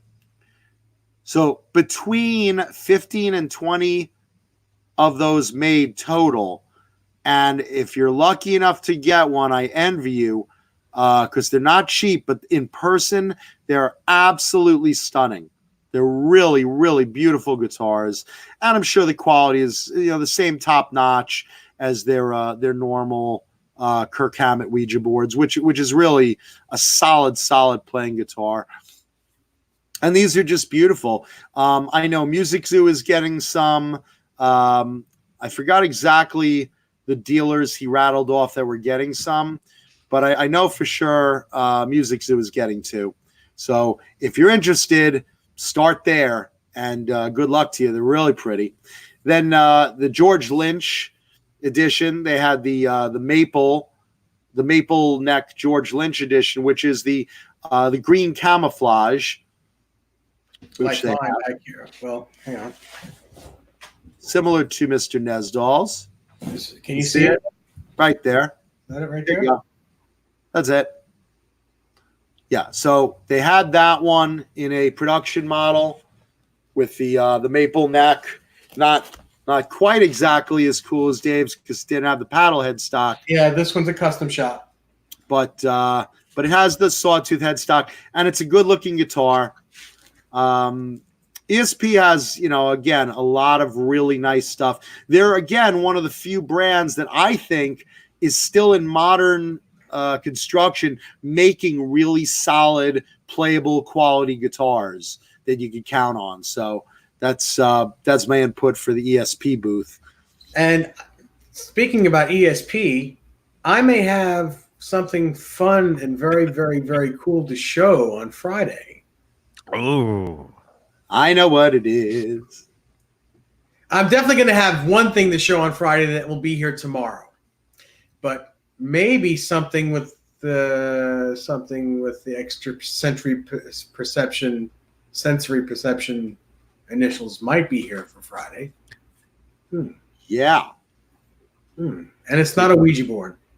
No, it's not. I know what it is, and it's a very cool, and for that matter, very rare guitar. And I think it's something Mancuda would actually own if he could have gotten his hands on it. It's not my color, but it's definitely my body style. Sure. It's a really good one. By the way, he's got a white one, single humbucker that he wants to sell, and may have your name all over it.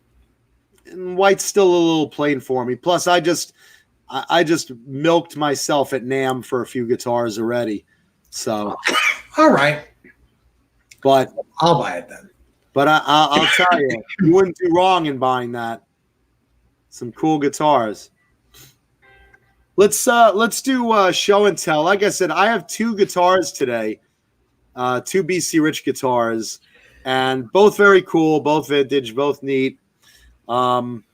Because you know you didn't get enough BC Rich at the show at NAMM, so I'm gonna bring out two vintage ones, just very cool stuff, and then we'll move on to another topic. But for now, let's see what we got. Ooh, cases.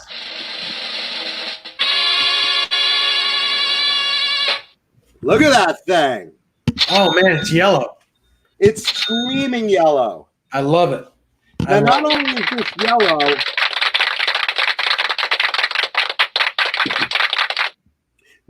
is this yellow, this has what's pretty rare on a BC Rich ST3, matching headstock.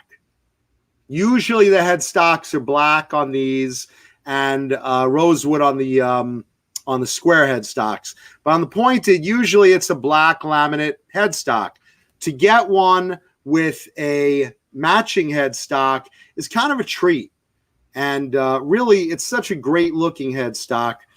And again, I've talked about these before.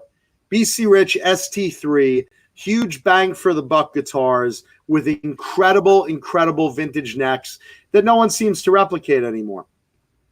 And this one's rosewood, really, really nice, thin D shape. You can't even see it's neon. It's yellow. I call this one Yellowbird because it has the matching headstock. And again, the small route, which is symbolizing the early BC Rich ST3s. Later on, they expanded it a little bit, but you still had quality. These pickups were made for BC Rich, these specific ones. And then this is a Duncan. Let's see. I believe this is a JB in this one. And let's see, what do we got? I think it's either a Takuchi or a Goto Trem. I'll tell you if you bring it closer. Closer. I want to see it from the top angle. Hang on. Yeah. You know what? I think it's a Goto. Okay. I think it's a Goto. They alternated between the two of them. And, again, coil splitters, yada, yada, yada. But to find one in yellow is already not easy.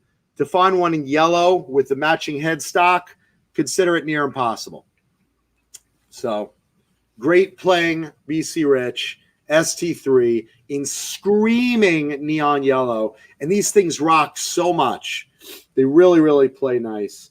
And big fan of this one, personally. So that's number one.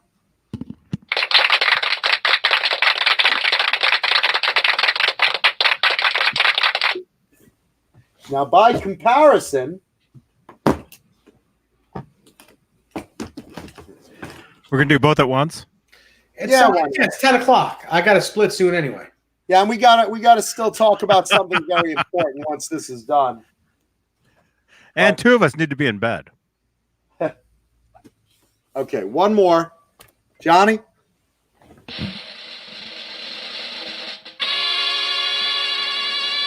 Look at that fucker. What is that? Uh-huh. Yeah, baby. Is that one of Steve's guitars?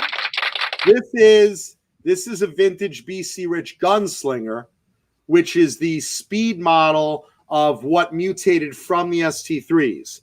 The ST3 was a more versatile guitar. You had a neck pickup, you had a center pickup.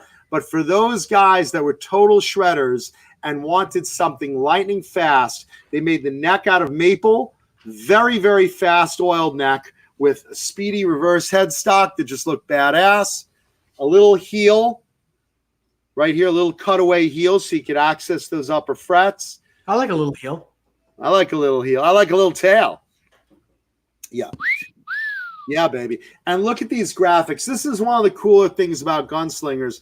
Aside from being one of the fastest playing necks of the 80s, the graphics on these, usually done by Dan Lawrence or Glenn Matasiel, these graphics were always badass. I love this thing.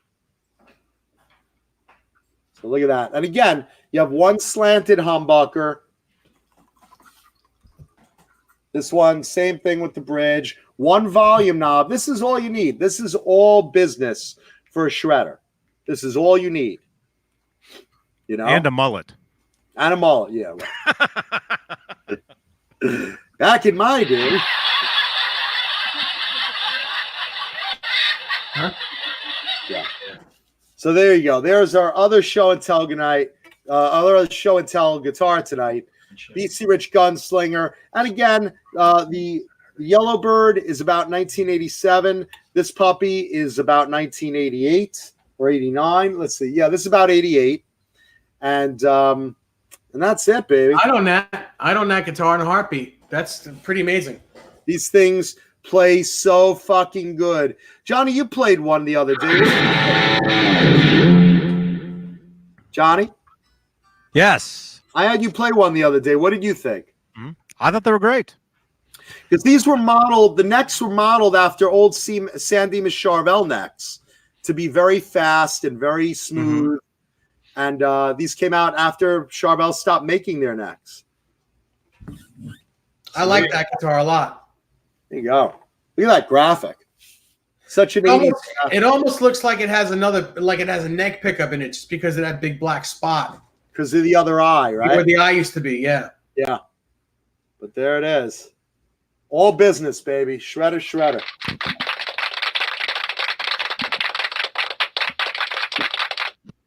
So those are today's 2 show and tell guitars to celebrate.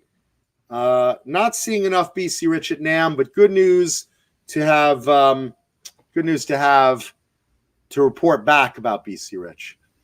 Now let's talk a little bit about Ozzy Osbourne, because, well, look who's here. There he is, Ozzy Osbourne, ladies and gentlemen.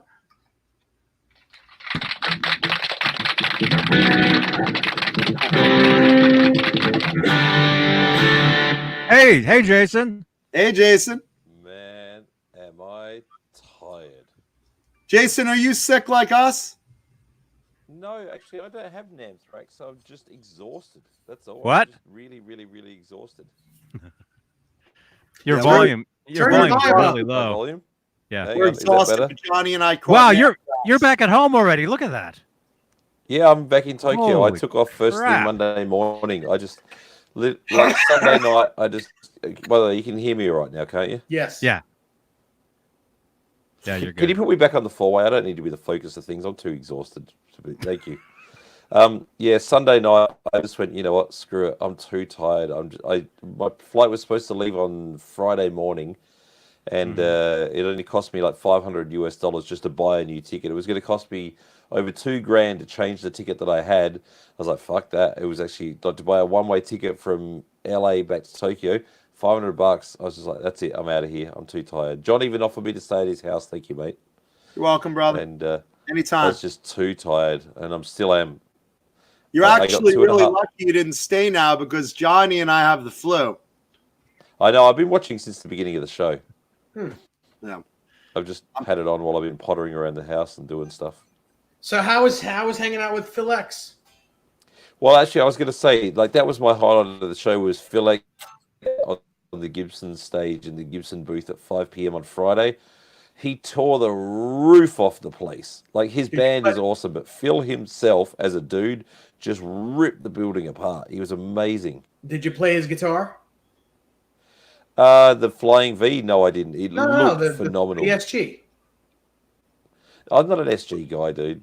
I know you are. I'm just not. I think you would have played his personal guitar, though, since you were hanging with him. No, I was more just there for the hang and the chat. And I mean, look, he introduced me to JC, and I have to say, like, you remember that I worked in the biggest Gibson custom shop dealer in the world, Ed Ishibashi.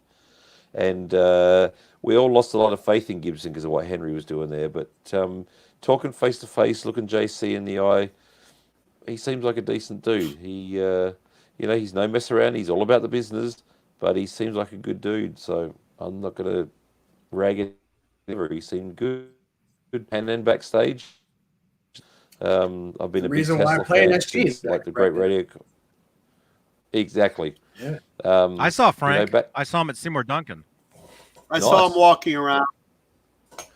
Yeah, I got to meet a few people walking around, actually. I got a few shout-outs for Electric Encounters. I'll share them with you now quickly if you like. For example... Hey, Jason, did you see the Kramer display of all the custom shops? I saw you guys talk about that. I didn't notice them either. I probably walked past them and didn't see them. But then again, I wasn't at the Gibson event on the... damn, you know what? I meant to come on air wearing all my badges. I totally forgot to chuck them all on because I was going to chuck all this shit around my neck for coming on live. And so I was actually... On Wednesday night, I went to the Heavy Metal Hall of Fame where Steve Vai and Joe Satriani got up on stage together with Chris Poland from Megadeth and Jeff Tate from Queensryche, who was on it as well. We're all up together. But Wednesday night before, we saw Carlos Cavazo as well. I saw you at Fender anyway when you were doing your thing for John. And remember we were chatting with Red Dave and his family. Sure. And very nice, by the way. Red Dave is super. His son's very nice too. Yeah. Definitely. And by And the I got way, some everyone's asking me to drink a lot of fluid. Bang Energy Drink. Thank you, Bang, for supporting. This is Citrus Twist. So I'm actually getting the closest thing to fresh orange juice to heal up my flu. So thank you, Bang Energy Drink. Yeah, I saw Yeah. John's display. He's got a display of all the cans all lined up. He's got a lot of cans. Oh, I take in the can. Yeah. Yeah, no, I have every flavor of Bang Energy Drink can lined up in my kitchen. You got a nice set of cans there, John. Nobody's got it in the can like I do. Wow. Would you like that in the can? No, I'll have it right here. I'll take it right in the can. Wow, I'm glad it came on now. This is awesome. Yeah, but you're actually lucky you didn't sleep over. You probably would have gotten flu from us. Yeah, I'm honestly glad I got on a plane and came home. I was just too tired. Yeah.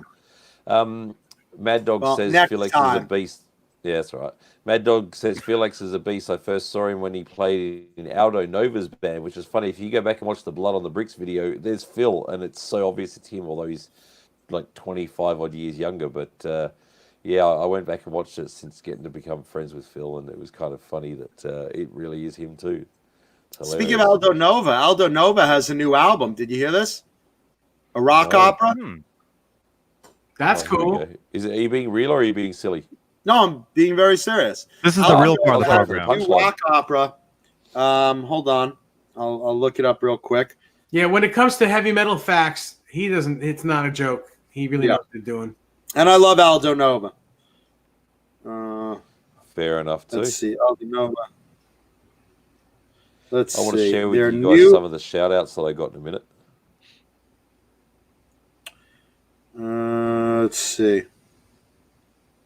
Taking them years to complete. Mike Neese says Gibson TV has the Kramers that I was talking about. Of course it does. It's their channel. Tony I don't want to say his wrong name. Harhai is correct. Phil X shreds every link with minimal gain. He's not human. It's so true. How the hell he can play like that without so much gain is unbelievable. It's just his hands. He's got great connection between his fingers and the strings. He's phenomenal. So I'm good at picking my nose. Aldo Nova's new rock opera is called The Life and Times of Eddie Gage, and he's worked years on it. He's composed, performed, arranged, engineered, and mixed it himself. So if you like Aldo Nova, which I do, that's the first time you're hearing anything from him since the Blood on the Bricks, I think, right? it's a long time. He can't be that young anymore either. But he's a go-to. Well, he wasn't young in 1982 when he came out. That's correct. Yeah. That's correct. So here you go. I want to share these because I was pretty happy to get this, and you should be able to hear this, all right? Hello, I'm Simon Phillips. I'm a drummer. I play Tama, and I can't wait to see you on Electric Encounters. How cool is that? Nice. Pretty awesome. I also got John a Mancuda. video of this Hey of everybody, this this is clown. Johnny Beane. I'm here at NAMM 2020, EVH booth, and look at this thing. Did you The receive brand that new video yet, striped- Johnny? No. No, Johnny's probably like, shit. You showed it. I can't even show it first. Well, I've just shown. It's a 3-minute video, so you didn't get it yet. I gave it to Michael Smith's wife. Michael Sweet Rory. hasn't sent it. No, funny about that. Oh, Michael Smith? Because You he's gave it still to Michael saying Smith? the hell with the devil. You gave it to Michael Smith. Michael Smith, send it to me so I can give it to Jeff. Because That's right. I he can featured always- my I can other video always on the Van Halen news desk. I could drop. Thank you, Chris Bevan. Thank you, brother. That was a lot of fun. Also- That was the very end right there. Yeah, like 5 minutes before NAMM closed. Yeah. We literally closed I the had- EVH booth. Yep. Yeah, exactly.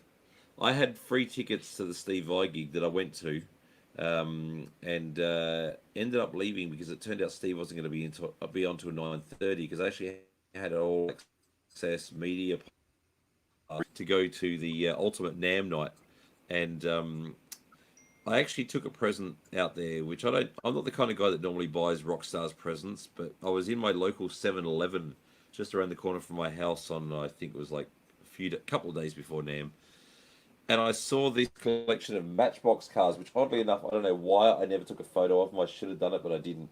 There were all Beatles albums. There was 5 in the set. And so I got for Mike Portnoy a set for him and a set for his daughter, because she's a huge Beatles fan as well. And I had one left over that he could open up and play with. They had 11 of them in the shop, and I bought the whole lot of them for him. And Mike was absolutely over the moon.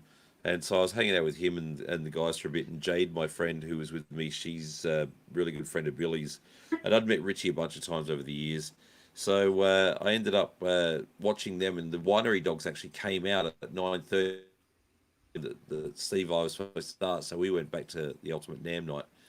And I really wanted to meet Mike because of, with all the video stuff that I do with all my concert videos, the dude I want to work for the most in the industry is Mike Portnoy. There's no question. He's just brilliant. So we go there, and they get up and they play, and I ran straight around the back at the end of the gig, and I said to the guys, hey guys, let's take a photo for Prosperity. And there it is. Took a photo of the Winery Dogs backstage, and Mike Portnoy's put that up. Mike Portnoy's put that up on his Instagram with a whole bunch of other photos. But I was pretty happy because that was like the 3rd photo or so that he put up. And I also got... Hang on. We saw him at the Hilton Bar on Sunday night. That's cool. He tends to hang out at the bars afterwards. Yeah. But you can see how happy he is there. He actually did a live Instagram story with me, which I haven't managed to grab yet. So he did a live Instagram story with me when I gave him those, and he was just blown away. He was really happy. I got to mention, And do you guys know who other of those dudes are? I can't see. Zoom in on it. Closer. Bring it in, pull it out, closer. I don't know who those people are. Why does that look like... One of them's you. And what does that look like? Why does that look like Edgar Winter? No, it's not Edgar Winter. Okay. He's a singer, guitar player, keyboard player. Is that who played with a hero of all of yours? Is that Duffy? That is Uriah Duffy, the black-haired guy. That is correct. Uriah Duffy played with White Snake and played with CeeLo Green and a whole heap of people. He's a funky-ass bass player, and he's got a Rush tribute show called Fred Barchetta. It's kind of a cool name. Now, the other guy, the blonde-haired guy, that is Todd Howarth, lead singer from Ace Frehley's band, Frehley's Comet. No kidding. Really? Whoa. I haven't seen him in a while. I was a huge fan of Frehley's Comet. What's he doing now? Ace fan. What's he doing now? He has a band called 4x. Yeah, he's a band called 4x Fate, which he's been doing for some time now. Yeah, he's doing some stuff. Here's another one of our shout-outs, by the way. It's DJ Ashback. Can't wait to see you on Electric Encounters. Peace. Yeah, we saw him. It was cool. He was at the bar. Bass player Billy Shan, and I can't wait to see you on Electric Encounters. See you there. Thank you very much. Did you guys ask DJ Ashbar about his 5150 guitar?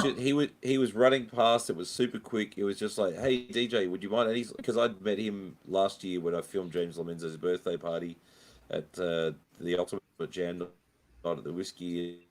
And I remember you. Hey, you go and do a quick shout out. He's like, sure. So there was another rock star who's a big name that I walked past, and I said to her, I've been trying to get hold of your brother.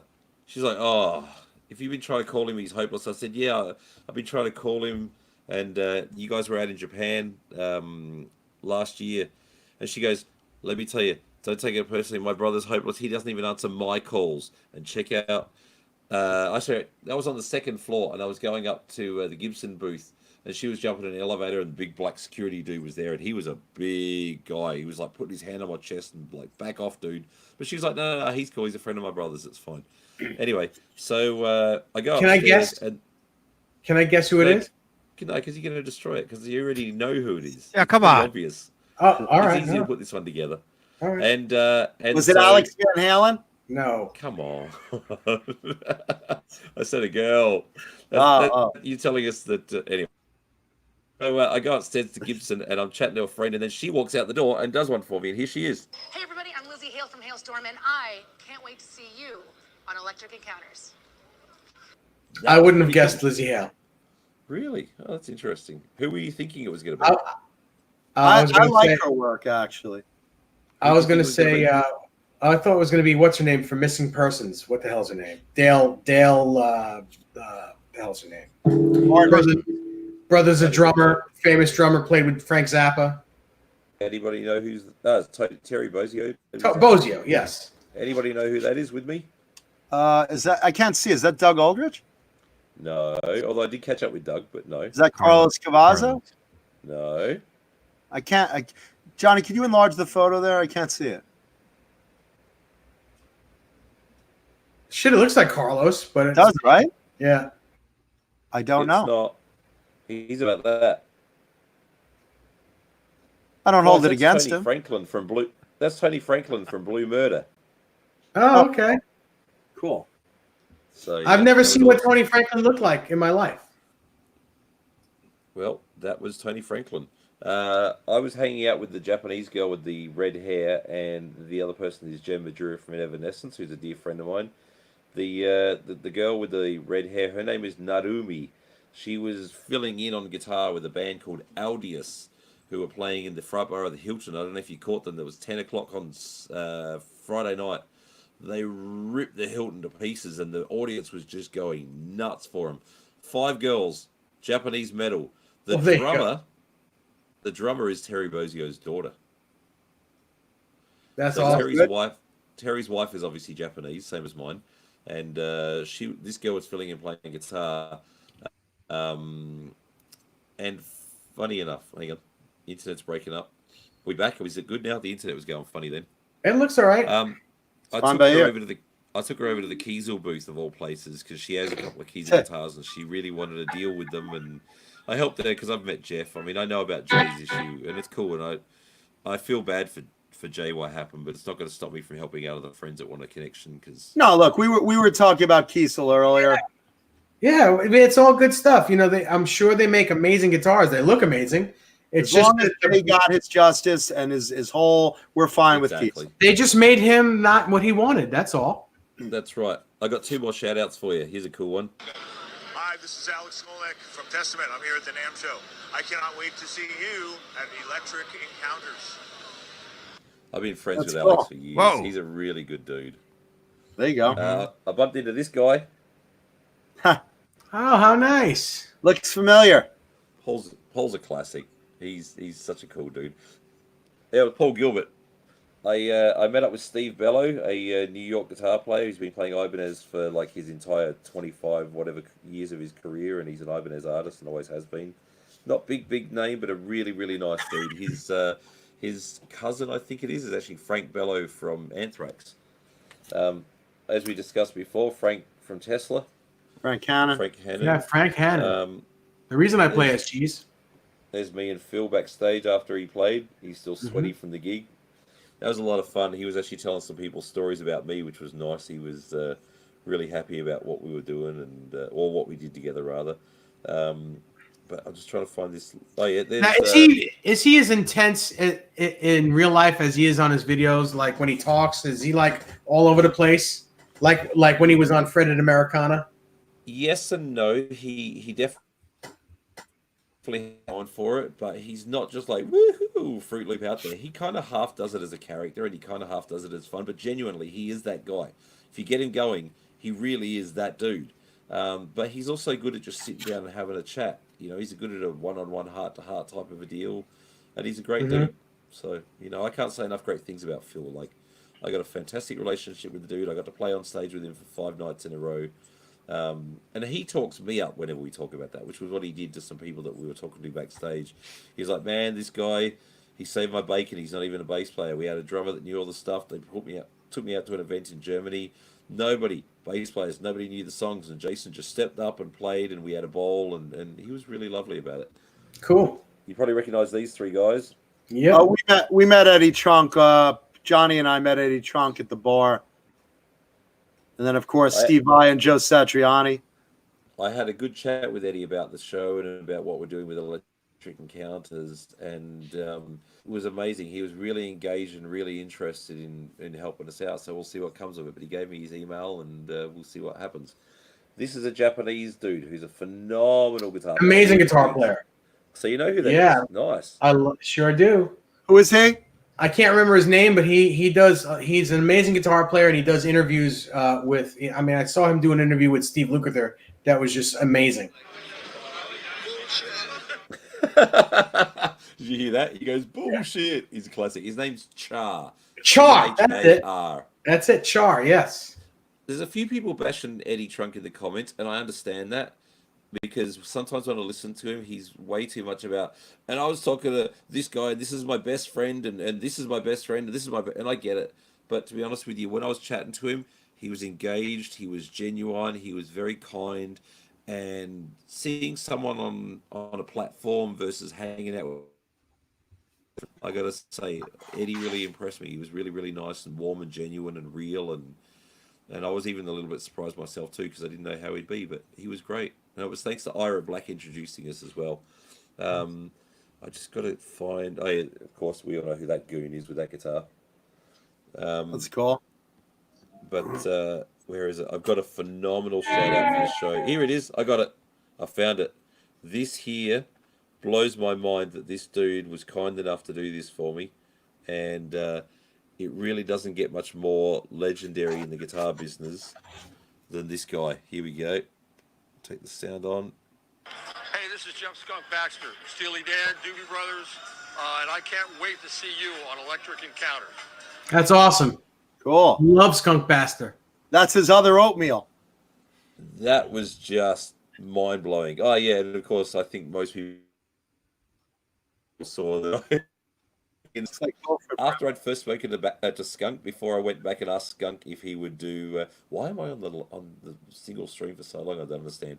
Anyway, while I just spoken to Skunk and talked to him, thank you, Johnny, and talked to him about some stuff, and then I was just about to walk out, and then this dude comes in, and I said to him, "I just saw you in Japan last month," and he's like, "Yeah, right on." He fist bumps me. He keeps walking one way, I keep walking the other way. That was it. I thought, shit, I got to go ask for a selfie because I know he doesn't do them, but I'm going to give it a go anyway. I ran back, got a selfie with Yngwie. Oh yeah, that's cool. I can't believe he actually did it. If you tell him it's an honor to get a selfie with him, he'll do it. It was time and place, and I couldn't believe he actually did it. So that was quite a surprise, and yeah, it was kind of fun and kind of cool to get that. Hey, Tone King. I really wish I would have gone because if I would have seen him, I would have said, you know, the last time you saw me, you punched me in the chest twice and then you got kicked out of Manny's. My internet broke up. Hey, Tone King. Malmsteen. Oh, and Mike Needs. Yeah, we did talk about BC Rich. Go back on the video. We talked about BC Rich, and I showed 2 vintage ones for show and tell today. Mm-hmm. And Tone King, it was awesome meeting you in person, man. Yeah. Very, very cool. Tone King is one of those people where you meet them online here, and they're cool. And there's people that you meet in person, and they're kind of cool, but kind of like, hey, leave me alone. You know, I won't mention names. Right. But I got the shaft a couple times. But Tone King was genuine. He was the real deal. So. Yeah, he's great. And while Johnny distracted him, I pulled $40 out of his pocket. He can afford it, believe me. Hello, Lewis. I hope you're doing all right. I haven't seen him since it was a while back now. We had an interesting chat, and it's all in the past, but we had an interesting chat. Hey, I want to bring up, because this is big news right now. The other day, Ozzy Osbourne finally came clean and revealed that he is suffering from Parkinson's disease. So, you know, he's made excuses over the last year of, you know, he fell, he lost his, you know, he fell down the stairs, he had surgery on his neck, and he hasn't been quite with it. And, you know, the other day he admitted the reason for his lack of agility and his lack of clear thinking lately is that he was last year diagnosed with Parkinson's, and he's been trying to hide it.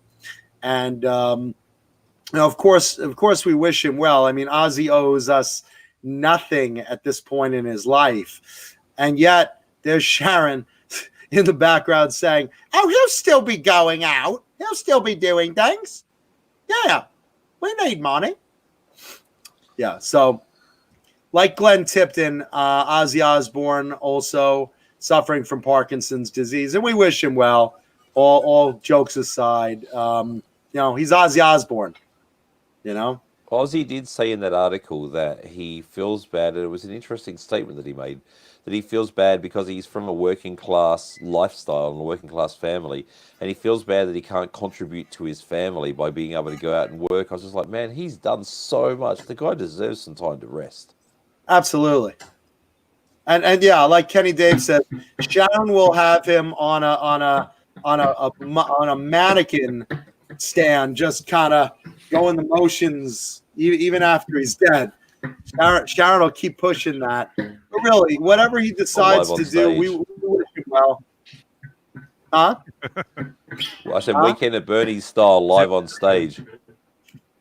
Yeah, that's what we were saying. You just got to put glasses on him, and Sharon will be like behind him, and has he lost his mind? Can I see, or is he? I love you all. Well, You do Robert that Mason, all too well. Robert Mason, who's the singer of Warrant these days, he actually went on tour with Ozzy as the guy in the wings to support the vocals live once upon a time. Wow. He's a phenomenal singer, that guy, man. He got up and did Train Keeper Rollin' on the Ultimate Jam, or the Ultimate NAMM night on Saturday. Man, one song he had, and I said to Rob, I was like, dude, how the hell did you do that? You had more energy than a 20-year-old. He goes, it's hard, man, because like you get to go up on stage, you get to do one song. Normally you're into it for it, but yeah, he's worked with Ozzy. Good night, Fruitcake Tony. Tone King, thank you so much. I'm feeling good. Still in a wheelchair. I'm not walking just yet, but I'm healthy and doing really well. Thank you very much. On that note, I do have to say goodnight because it's 10:30 and I have dialysis first thing in the morning. But yeah, I think we've gone through the gamut. I'm sick as fuck and I'm ready to collapse. And just real quick, Hugh Cardwell just asked, did anyone meet Rob Chapman? Yes, I did meet Rob Chapman. We had a really good chat. We actually talked for quite a while. And I said to Rob, you shouldn't have released that video with your apologies, man. You shouldn't give that guy any more fuel. Do you guys know what I'm talking about? No. I heard about it, but I don't totally know. I'll give you a real condensed version because I understand that Dave's got to go completely. The real condensed version is that there's this idiot in Ireland who is a young, who wants to be a somebody, and he wants to fast track himself into YouTube success. And that piece of fucking shit, which is exactly what he is, did this big supposed expose piece for 26 minutes or something on Glenn Fricker a while back. You may know Spectra Media, SMG, Spectra Media Group, I think it's called. And Glenn is a loudmouth Canadian who's one of the most knowledgeable and best dudes I know. He was also at GeekCon when me and Tone King were there. And he's a great dude. Mm-hmm. And he knows what he's doing. And then he did that, and I'd spoken to Glenn about it. And Glenn's like, I'm just not going to respond. I don't want to give this guy any more fuel. And he was dead right to do that. Then he had announced that he was going to go after someone else, and it was Rob Chapman. And he went after Rob Chapman, and it was like, Rob's a fake, and Rob's this, and Rob's that, and Rob does all these horrible things, and he was an absolute tool about it. And Rob actually went out and made a video just to justify his position, which I said to Rob, I was like, man, you shouldn't have done it, because the guy doesn't... to me, I wasn't going to do it. The only reason I did was he went after a few people who weren't me, and I really went out and did it just to point out the fact that these other people were wrong. As it turns out, that he was wrong and these other people are cool. The other thing that happened about it is that this Irish guy, received death threats from Rob Chapman's fan base, which is not really cool, but they were really fired up. And honestly, Rob Chapman is an awesome, super good dude. I can't say a bad word about him. You know, he's got his own thing going on. He gives to charity. He does all these good things within his business. He supports the industry. He supports a lot of other people out there, both not just financially, but also in a moral sense. He props other people up and what have you. He's great. So I did see Rob. We had a really good chat, and he's quite interested in electric encounters too, just for the record. So cool. Awesome. Cool, man. Yeah, blank palette. I'm not just tired. Johnny and I have the flu. We caught the flu at NAMM. So yeah, as soon as this broadcast is over, I'm in a shower, and then I'm in bed, and I'll be dreaming of Asian ladyboys that were in the basement of NAMM all week. That's gross. Gosh. Although You I do just have have to a way say, to bring a Blake, video down. I have to say, Blank Palette, my wife is Japanese, and that's Asian too. Yeah. But yours is female. I didn't think the basement was bad this year. There was actually some really cool stuff that I found in the basement that we'll be doing videos on coming up. Hey, Michael Smith, I just saw that you jumped on and said Anthrax. Michael. I got to hang out at the end of Sunday night just before I bought my plane ticket with Michael and his wife. They dropped into our room and came and had a chat with me and Mark, and he's a good dude, man. He's a good dude. I love his accent. Gotta love Michael's. Yeah, he's Brooklyn. It's all Brooklyn. Love it. He's a good-hearted human being, that guy. Yeah. That's all right, like guys.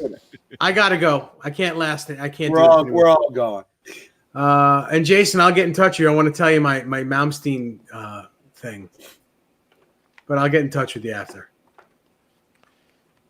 If I can get my hard drive to work, which for some reason since I got home is playing up, I actually did do a video of me and Mike Arrigo, the artist relations manager at Ibanez, talking about him and Steve Vai going over all the specs for Steve's Pia guitar. And I do have an exclusive video of that, but the freaking hard drive's not working. I don't know what's going on. So oh boy, get that sorted. I have to see that. I'll be getting a green one. It's a really, really good video. And yes, it was me, John, who actually put in the comments before that you saw about the fact they're only available this year. And I did ask Mike about the numbers. He said, we're not talking about that. It's just simply the case that there are only orders being taken in 2020 for those 3 colors. Okay. All right. I appreciate that. Yeah, I will be getting some chicken soup, Linny Lou and Mary. Thank you. Mary, come over and make me chicken soup, please. I need big time. Also, who else chimed in something? Oh, yeah, we have 88 likes. If you guys could bring the thumbs up to 100, we'd really appreciate it. Yeah. Thank you. I got to do the Irish goodbye. All right, we're out. He's done. Johnny's good, not even here. Johnny? Maybe you and I could just leave, and then Johnny will just be sitting here going, where the hell did everybody go? Don't lick me. Don't lick me. Stop it. Stop it. Stop it. Bad boy. Oh, wrong side. Bad boy. Bad boy. Stop it. I should. Oh. It was good. I don't even know where to begin. Good seeing you, Nam. What's going on? Good seeing you too, mate. It was really cool. All right. Johnny, we good? I'm Michael Smith. I'm ready to collapse. Michael, you gonna jump in? Blank palette, it's cool, dude. I'm just getting messing warmed around. up. Well, my wife is Japanese, but it's cool. If you guys want to go on without me, go on it. I can go for a few more myself. I spent all day in bed, so I can leave a thumbs up if you want a couple of us to keep going, or one of us. I'm dying a slow death. Then go. Michael, do you want to jump in? Are you home yet? Michael, you want to tag me? He was saying that he wanted to jump in, but come on in, man. Tag me and we'll tag team. Yeah, man. Go in. Michael Smith, come on down. Michael Smith, jump in, man. This is our NAMM wrap up. Our NAMM wrap up. Yeah, NAMM wrap up. It's true. Oh my gosh. You know, Alex Radford put in here, great to see. I can't picture Alex's face right now to save myself. That's the problem. Everybody sees me on here and is like, hey, everyone. And then I had all these people coming up and I was just like, who was that? Who was that? Who was that? I feel terrible, but I don't see you guys on the show, you people in the comments, so I don't know who all your faces are, and I feel terrible about that. I feel the opposite way. People dodge me like a bullet. I'm looking for people. Oh, like, bullshit. Oh, they do that's not. My crew. That's Johnny Michael said to send him a link. Okay. Yeah, I did. Cool. Mike. Yeah, Alex is awesome. Alex Radford's awesome. His friend is awesome. I got to see his face to remember. Just there's too many people. Stop it. I bumped into Ben Coombs and Aaron Lee, and Aaron was just pissed. He was like, as in we say pissed in Australia for being drunk. He was drunk off his tits, and he was being such an idiot. But he's still a fun guy. We saw a lot of drunk people, man. We saw a lot of drunk tits. Oh wait, what did you say? A lot of hell of drunk people. Yeah, please. Ned, stop No. it. No. I'm No lie. not because I don't drink myself. I don't drink, but all my friends do. So So, Alex says that he was at Mari's. So where was he sitting on the Thursday when I was there? Was he sitting next to me or across from me? let's see. He was sitting next to left, he was sitting next to me. Oh, He was okay, he was that's to who Alex was. my left. Yeah, he's the young dude. I didn't realize that was him. Hey, Alex, now I know who you are. It's all come Here's together the now. video.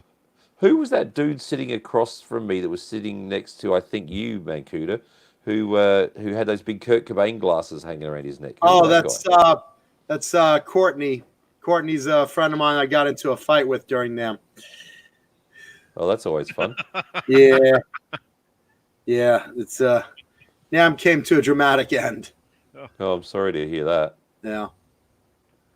And yes, Brett McCord, that birthday guitar is on the way. Look for it in the window. Oh, Wow. I'm like going to collapse. Janice Lala, we have a girl in the chat. That's wow. We have a lot of few girls in them the chat. occasionally, I know. We have a lot of girls in the chat. It's amazing. Well, not a lot. Oh, think not we've got 3 or 4. comparatively. Amanda Coombs comes on. Shauna Singh Compared to comes other on. guitar channels, we probably have the most. Sandra comes on. Donna, Janice, Linny Lou, Mary. We got a bunch of girls.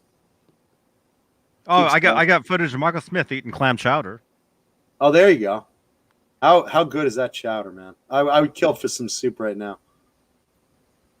I couldn't eat clam chowder. I know, dude. That chowder sounds. I didn't have any, but right now, that sounds amazing. I would kill for some of that soup. I want soup so badly. That sounds amazing. I wish I had wanted your Philly steak and cheese or whatever it was, Johnny. That thing looks so good. Oh, the sandwiches there are so good.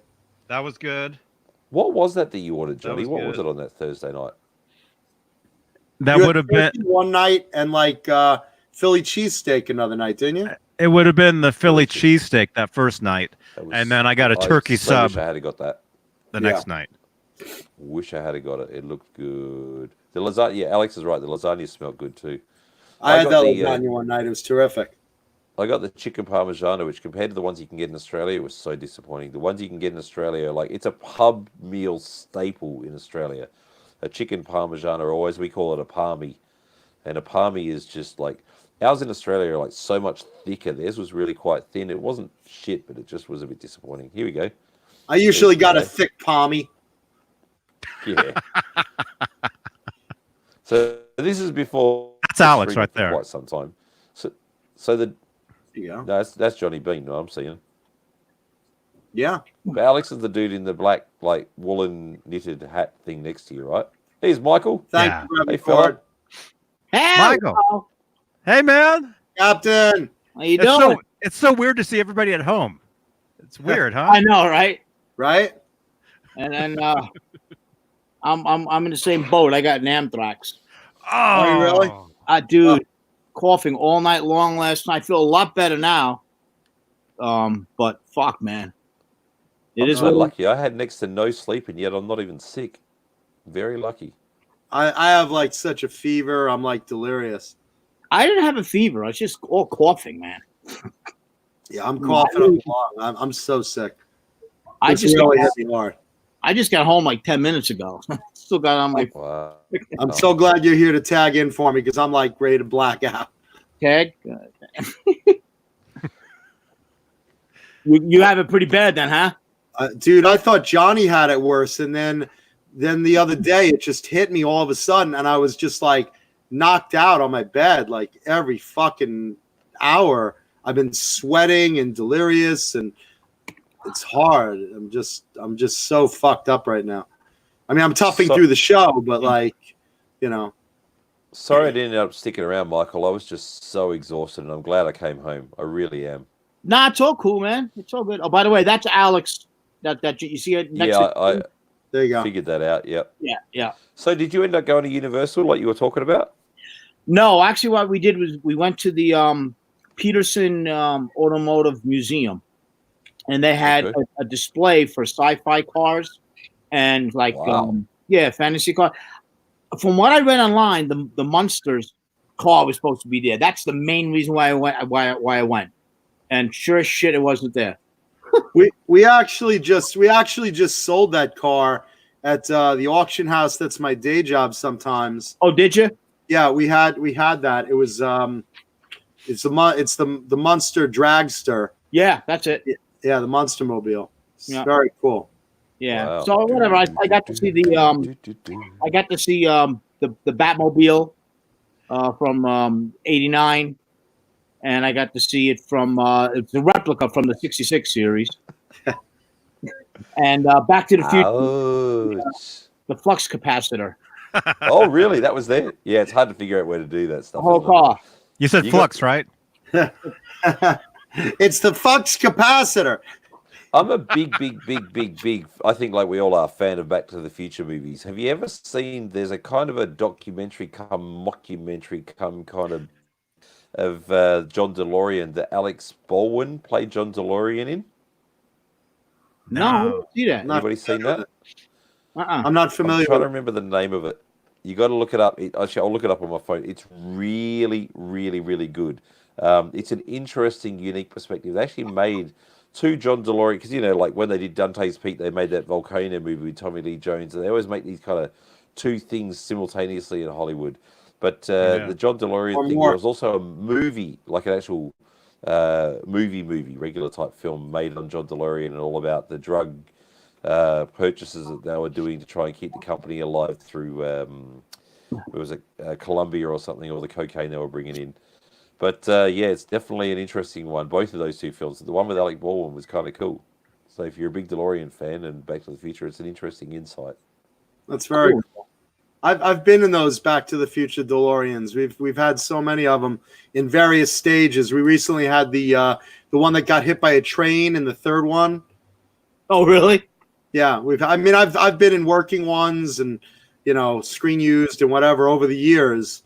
Even on the old TV show I was on, Hollywood Treasure, we had one of the working DeLoreans in one episode. Cool. That's That's awesome. awesome. That's cool. I love those movies. The first one's an absolute fucking classic, man. There it is. There, it's called Framing John DeLorean. Oh, what type of movie is that? Framing. Well, that's the one that Alec Baldwin plays him in. And as it turns out, Framing. I thought it said Flaming John DeLorean. No, Framing. Flaming. Okay. As in, welcome back, Jay. It was interesting that hey Jay. Hello, Jay. Jay, jump in. It was interesting that. Yeah, I'm jumping out. So Jay, definitely fill the slot. Yeah, because it's gonna take at least me and you to fill the shoes. We need one for each leg. He one for each foot. I'm just so not fucked up right now. I'm choking on phlegm. Not the tripod, John. Just the legs. All right, look, kids. Thank you, everyone in the chat. Thank you, everyone who's stayed with us tonight. Captain, Jason, Johnny, and Dave, and Jay. Love you guys all. I'm about to collapse from flu. Love you guys. I'll see y'all next week. Yeah, feel better, brother. Thank you, Good fellas. luck. Good luck, mate. Thanks. Get well soon, man. Oh, there he goes. Oh. And he's done. And I was about to tell him I loved him, and he vanished. That happens every time. He can give it, but he can't take it. he wants you to say it when he first comes back on. That's why he wants to see if you're bullshitting or if you really love him.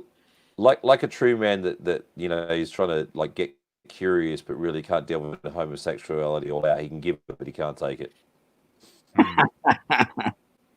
We had a great time. I mean, all of us did. God, we all had a great time this last weekend, man. Yeah, it was awesome. This was, my head is still spinning. It was so awesome. What a time, Johnny, man! you were saying earlier in the show about how hard it was to bump into people. I don't know how many times I bumped into you and Michael and John around the show. It was just crazy. Mm-hmm. Well, because we were everywhere. Well, so was I. We kept going everywhere. But there are several people who wanted to meet up with me, and I never saw them. You know? Happens. Yeah. Shit happens. I'll be back in just a sec. I'm just going to do something. I'll be back momentarily. Okay. What the fuck? Oh, this is badass. I'm going to put up these photos from the automotive thing. If anybody's interested in that, but here is the what's that? Of course, I closed the fucking thing. Hold on. Oh, look at that, man. That's the flux capacitor. Look at that there. Oh my gosh. Dude, they had. I took a video of it. They have. Let me throw it on real quick. I'm not going to play the whole thing, but when you go to the side, look at the inside of the thing.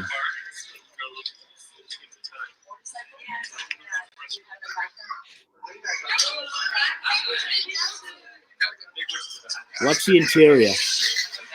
It's all actually operating. Look at it. They had it all live. Do it live. See the numbers changing on the debt for the years? Mm-hmm. No. How fast is the viewership dropping? Because nobody gives a shit about this. Yeah. Actually, they've been increasing since Dave left. Love Dave, man. So I'll put this up. I don't want to bore unless you want to see the whole thing, Johnny. It's up to you.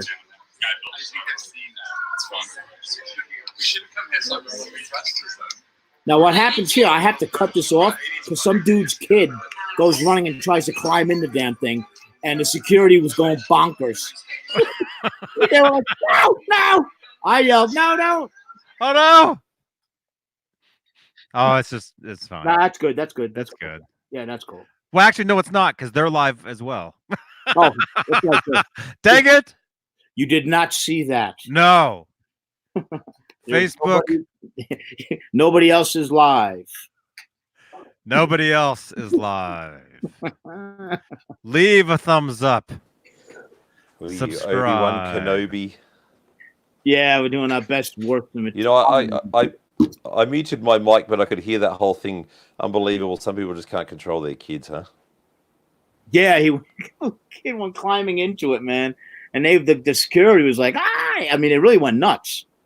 You know, I mean, because that thing's a lot. She was saying, she goes, you have no idea how much the thing is worth. Well, who knows what year that kid would have ended up in, you know? They never would have found him. Punishment. Imagine that. You little shit. If you keep this up, I'm sending you back to the dinosaurs. Next thing he wakes up and he's in freaking dinosaur Terry T-Rex, eats his head off, and he's done. T-Rex eats the head off. Allosaurus finishes him up. Totally would have deserved it.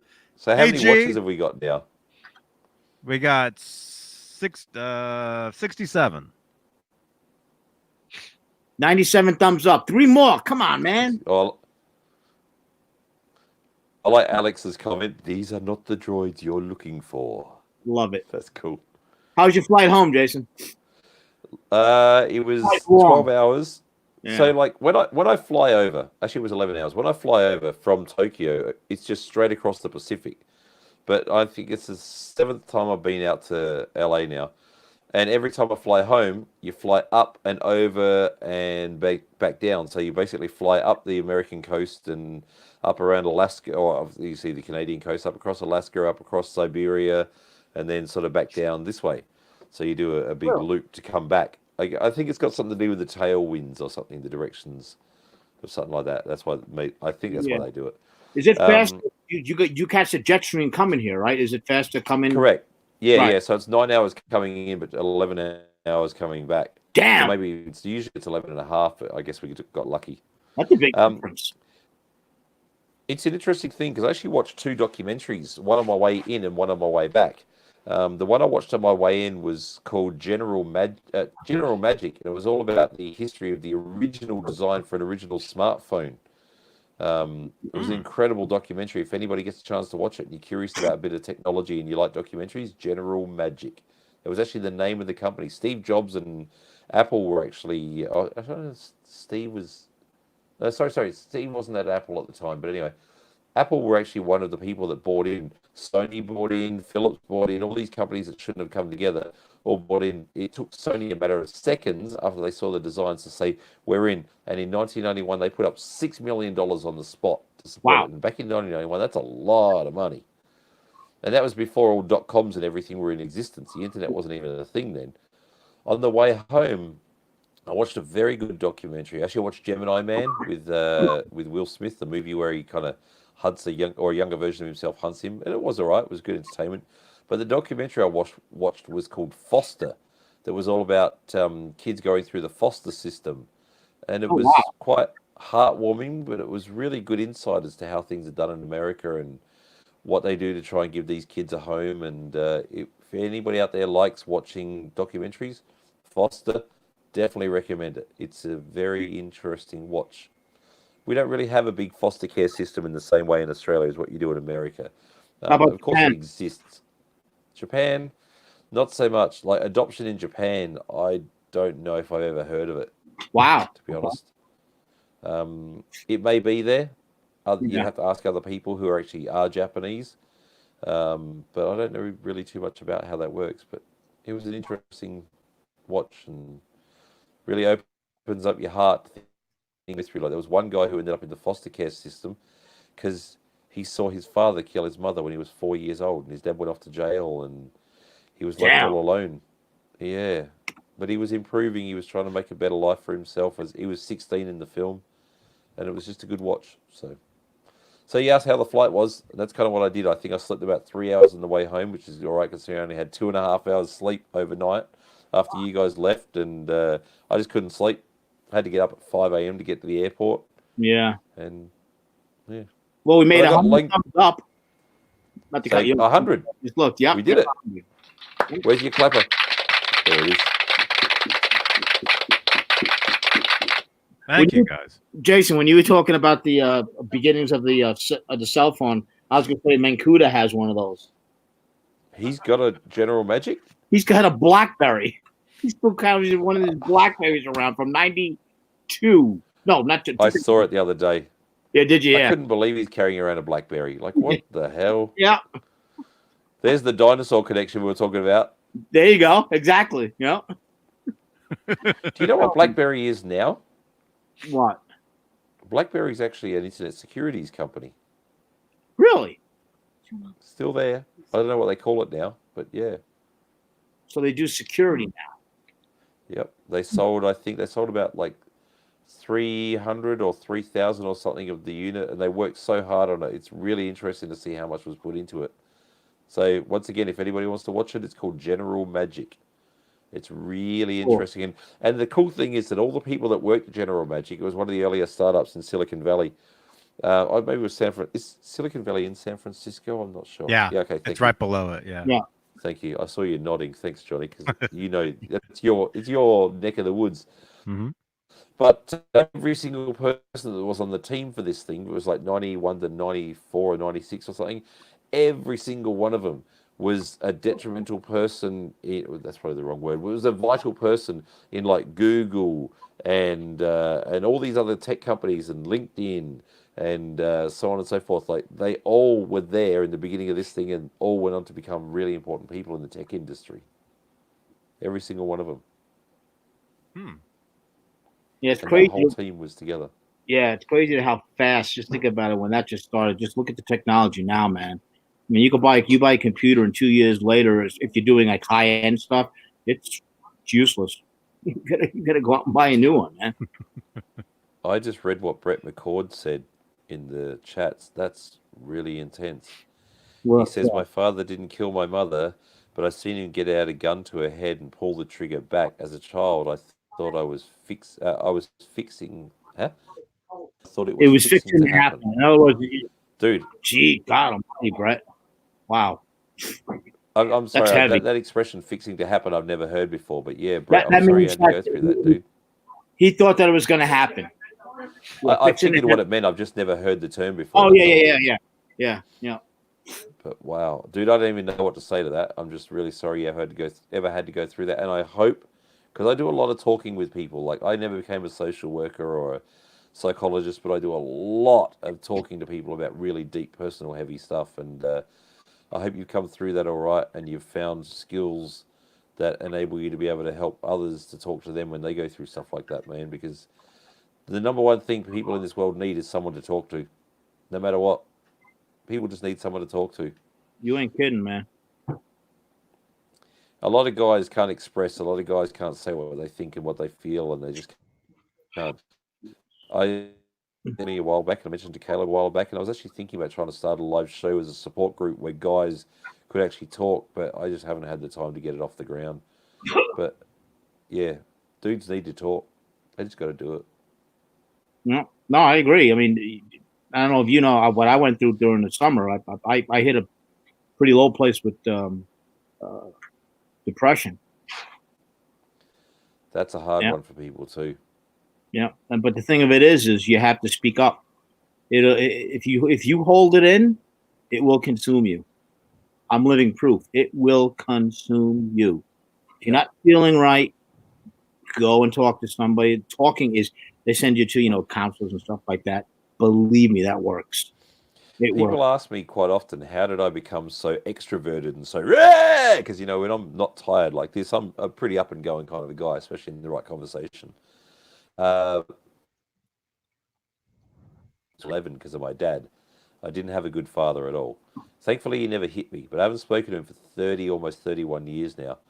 The last time I ever spoke to him, he walked out. Actually, it's not the last time, but he walked out on my mum when I was 16 on a fight over a chocolate bar. And it turned out he was actually the manager. This is going to sound so redneck, but anyway, he was the manager of a bowling alley. And he walked out on my mum arguing over a chocolate bar when I was 16, and it turned out that it was because he was sleeping with his secretary. And he wanted to be with her. And a week later, she said, I'm not doing this. Forget it.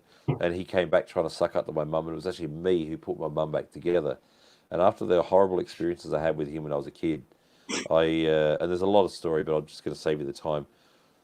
I could have gone mega introverted or mega extroverted, which obviously I became the mega extrovert, and you all know me as today.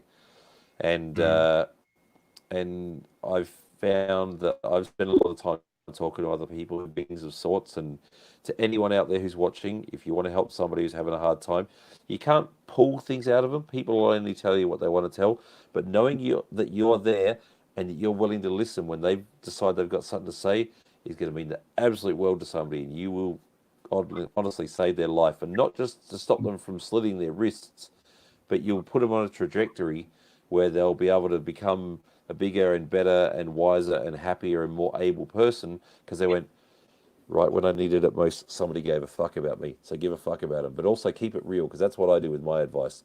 I don't mess around and I don't pull punches. If somebody's fucked up, I'm like, dude, you're a dickhead and it's your own fucking fault. Face it and do something about it. And most of the time when you do it with love, people tend to take it pretty well. It comes through genuine, man. Yep. So Brett McCord, I really hope you're okay, dude, and what you went through is horrible, but I hope you're all right. He actually says here. Well, Johnny, and Jason, if you want, I'm sorry, I don't want to cut that. This is serious talk. Again, like I said, I'm still working on this. I mean, yeah. Johnny, do you mind us talking about this? No, it's fine. Go for it, Michael. Yeah. Yeah. Well, I was going to say, again, if you're feeling down, don't ignore it. Right. When I was a supervisor, I was a supervisor years ago. I had a bunch of people working for me. Numerous times, I had employees that were having problems. So I would pull them to the side and steer them towards the EAP, which is Employee Assistance Program. And what that does is that it provides all the support that you need, right? You can have medical support, you can have counseling, you can have time off. I mean, it's basically a timeout from your life, and the company tries to help you get back on track. And that could be anything. That could be depression, that could be money problems. All this stuff leads to that hole. And I'm talking, it's a hole, okay? You think you can get out of it, but you're actually digging yourself back in. So, I mean, I don't know how many, a dozen or so people I pushed that way. So here I am laying down in bed. I'm going to open up right now, totally. Laying down in bed for a couple of weeks and give a fuck about anything. I'm calling nobody. My boss is calling me. I'm off the grid, dude. Didn't say nothing to anybody. Take a fucking shower. I didn't give a shit. And then it hit me. I'm like, I need to do something. This is to a point right now that I am non-functional. I don't care about anything. And then in the back of my mind, a little birdie, maybe my mom's, somebody from heaven, I don't know. It was like, you've helped a lot of people push, not help. You've steered people to helping themselves. And I said to myself, well, you're an idiot. You're selfish. How come you can't do that? If they were brave enough to do it, you gave them that door, you gave them that key, they decided to do it. And here I am laying down in despair. That's what it is. So I went ahead and I called up for where I work, that department, and I feel so much better. I was telling John, I think it was Johnny, I was telling, when the guitar exhibition was in New York, with all the guitars gear and stuff like that. Yeah, the one that Caleb did his big jump photo with. Exactly. Yeah. I was all set to go. I didn't go. I wasn't ready to go because I was still down. Right now it's like a 180. I feel so much better. That's good, man. I'm glad you came out of it. Yeah, but my point is it's a slippery slope. If you feel yourself getting like that, and people that are going through it will understand. It's hard to explain if you haven't been through it. You know what I mean? It is. But if you're in despair or you really feel just going down, you got to have good friends. I got one of my best friends sitting right next to me right now. He came out. He was there when it was pretty fucked up, and he stayed an extra couple of weeks just to help me out. In fact, I'll show the world. That's my buddy right now, Joe. Say hi, Joe. How you doing? Hey, Joe. Hey, Joe. How's it going? Good. How are you? I'm hanging in there.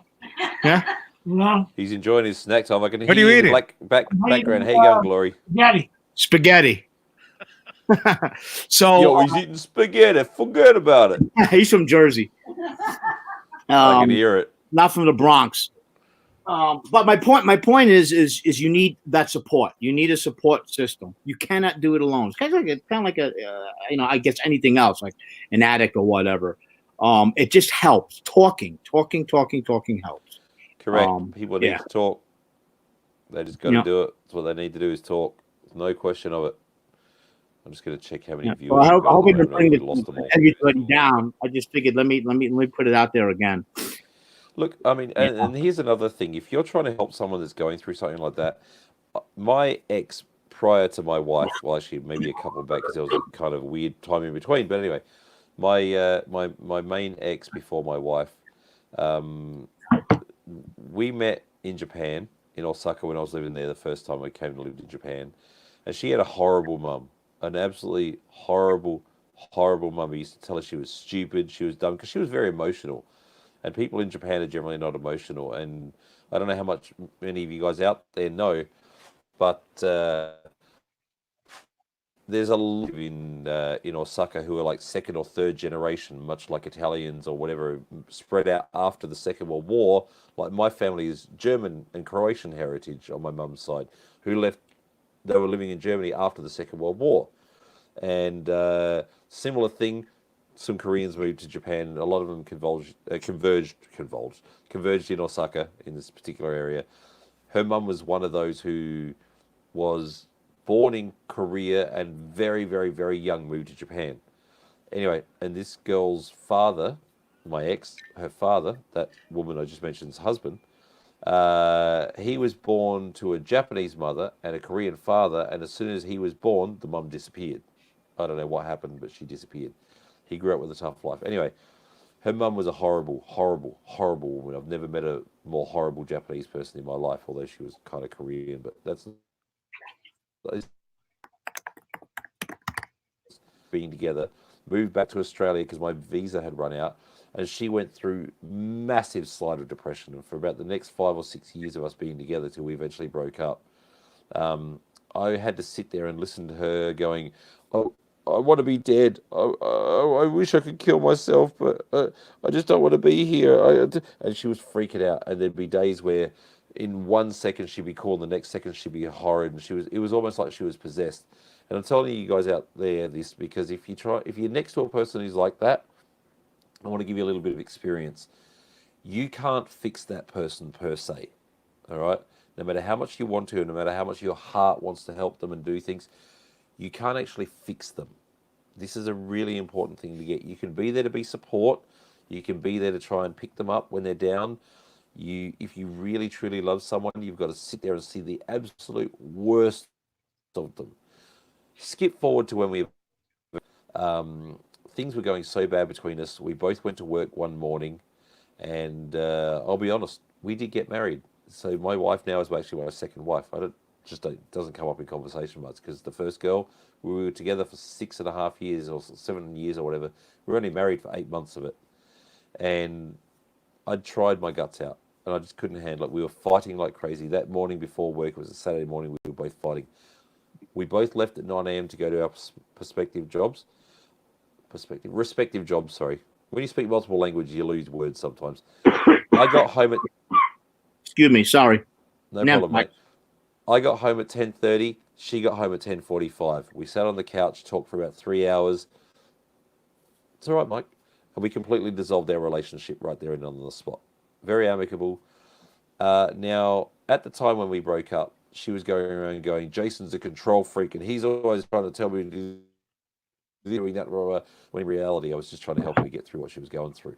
And it was very hard, because somebody that I'd put a lot of love and energy into, and I'd married and all the rest of it, I knew it was a mistake. I knew when I got married that I probably shouldn't do this, but I wanted to do the right thing, and it was a mistake. But we tried, and it didn't work. To the best of my knowledge today, she's doing okay, because I think everything we went through kind of woke her up a bit. But I don't really know.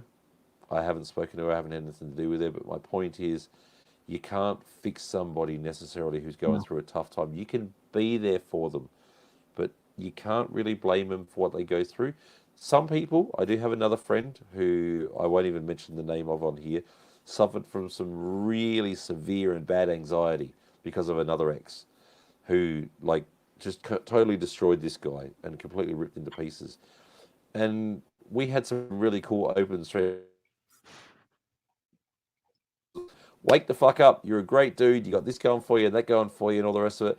And he actually said to me within a couple of weeks, he goes, dude, the fact that you just told me to wake up and you were real and you were straight kind of put into perspective, and I'm pretty good now. And he's really gotten through it and battled through it a lot since then. Once again, he will just need someone to talk to. Yeah, it's open up. Don't. It's like a pressure cooker. It's gonna blow. Exactly. You see. Yeah. Sorry, go on. Reach out to somebody. Did you see Metal Mike 5150 just said, hey, Michael Smith, if you're ever going through a low again, hit me up, buddy. Here for you, in fact, for everyone who needs to talk. Or if you need a friend, hit me up. Metal Mike, good man. Everybody needs that. That's really nice of you to say that and do that, man. Thank you, brother. I just replied to him. Yeah, cool. Well, I was sticking to this. So let's kind of flip this to a little bit more happy thing, right? Okay. I actually have a book from a friend that traveled a couple of 1,000 miles, and I got it the other day. You might know who I'm talking about there, Jason. Yeah, magazine. I sort of do. Well, it's not just a magazine, it's a full book. It's a book. That's why I meant this. That's why I said book. So if Johnny wants, I asked him if he wanted to do an unboxing. I can do it now live and show everybody because it's cool as shit. I'm drooling to open it up. Or if he wants to wait, Johnny? That's fine. Johnny. Maybe he fell asleep. Maybe we were too deep for him. Yeah, we scared him. He doesn't want to talk to us anymore. No, he's probably unfriending us right now as we speak. Yeah. These guys came into my show and they were too deep. It wasn't cool. Exactly. Says, yeah, cool. It wasn't cool. Yeah, if you know where it is. I'm sorry, Glory's time. Jay just said Nudie Magazine Day. That was a great movie, Jay. Billy Madison, one of the best, funniest comedies out there. That was hilarious, that film. Nudie Magazine Day. Oh, God. Tom Harai says, unfriend. That's funny. Any questions in the chat? And now I'm talking about... Yeah, go ahead. I'm sorry. If anybody's ever feeling down, I suggest you go on YouTube and look up the best bits of Al Bundy. That thing is hilarious. That will, yeah. We were were you there? We were talking about our budget, the first. Yeah. So many great lines in that thing. Oh my god! My favorite line is when the woman goes, "How dare you say that to my face?" And he goes, "I'd say it to your ass, but I've only got half a tank of gas." What that I show? don't know. He says, "I'd say."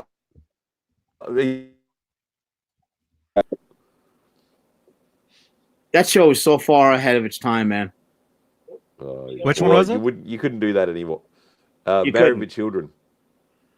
Oh man, you know I have Namthrax, and so I spent most of the day in bed. Right. Uh-huh. On Netflix, was it Netflix? I was watching this documentary about the Dana Carvey show. Oh, You ever Really? seen this? No. Do you guys remember Dana Carvey had a show for like a week? Was that I remember before or they after had- Wayne's World? They were It was after the first one. It was 1996, and the show, it's a pretty good show. I mean, they talk about how the show just bombed. But I think today the show wouldn't have bombed because now you can see anything, you know. Yep. Anyway, that's something that I watched. Thank you. Watched earlier. EHB. So Johnny, did you hear what I was mentioning about the book? No, I had to go and Do things. do a few things. Yeah. I was saying I can we were gonna do it on another show, but this is perfect right now. I have a book that did a lot of traveling that I have now, and I would like to do an unboxing, if you will, or opening or whatever. It's not in the box. Sure. All right, cool. Ready? Yeah, right here. I'll make sure I show the right side. 802 Blues, you're right, especially at that time. Yeah, and don't reveal the address label, please. No. Thank you. No. Nothing like stalkers coming to Japan. It's a long way to go. By the way, You know? I got to show you this. You've seen it already. It's for everybody. It looks like it's traveled. Give him the backstory, Jason. Yeah. If you don't mind, I'll open it up then. So the story is that, like, I announced back about 6 months or something ago that there was a Van Halen book. In fact, I won't show mine. I've got one sitting here that was available. That was, I think, 1979 to 1981 or something around there. I can't remember the exact era of early Van Halen tours out to Japan, and it was a big book that had largely black and white photos, some color, and it's a real thick book. It's like about as thick as, actually probably thicker than this hard drive. And and I advertised I mentioned on the show that there's a few of them. I went to some stores and collected them because a bunch of people said that they wanted them. And I sent some out to a few of the dudes on the show, and I sent one to Michael Smith, who happened to be away for work during the exact time that it came, and for some reason the knuckleheads at the post office didn't just hang on to it for him. They sent it back all the way back to Japan. I was like, man, I got to get this out to you. Got to get this out to you. Got to get it out to you. Got to get this out to you. And it was always going to be bad timing because Michael was going away for work. And anyway, so I was like, fuck it. NAMM's coming. I'm going to carry this thing in my bag. I'm going to bring it all the way to Anaheim, and I'm going to deliver it to you face to face Sunday night, end of NAMM. Michael and Glory come around to my hotel room, and he receives that exact package that he's got in his hands right now. Yep. Now you skipped one little trip. You don't. You let me hold on. You sent it to me. It went back. I reached out to you and said, send it back to me again. So it went from Japan to Colorado, Japan to Colorado, right? That's 1, 2, 1, 2, 1, 2. Yeah, and then back to Japan, and then you flew it back. So this thing bounced back and forth between Japan and the States 4 times. Insanity. A bit ridiculous. Dang. Yeah, but it's here. So. Oh, that's the label. No, it's not. It's not the label.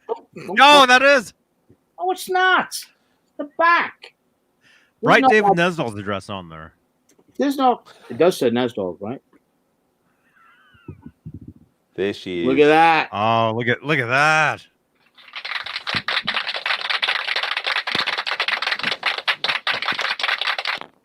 Johnny, I'm not feeling good. Don't scare the shit out of me like that.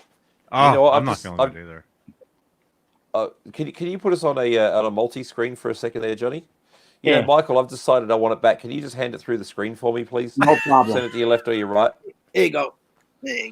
Thanks, mate. I've been waiting to get that back again. All right. Oh, You know what? Fuck it. You Oh, can have that it back. looks It's real. traveled a long way. Here you go, mate. You can have it back. All It's all good. right. You totally ruined the gag. Oh, come on. Do it again. Give it back to me. Oh, forget about it. At least it's gave it to you. Look at this. This is insane. I cannot wait to get through this. Yeah, it's a lot in there. Oh, There's a lot in there. look at the size of this fucking thing. I mean, really? Don't Look at worry, some of I these can't photos. read the Japanese in there either. I can read bare minimal stuff. It's very hard Japanese.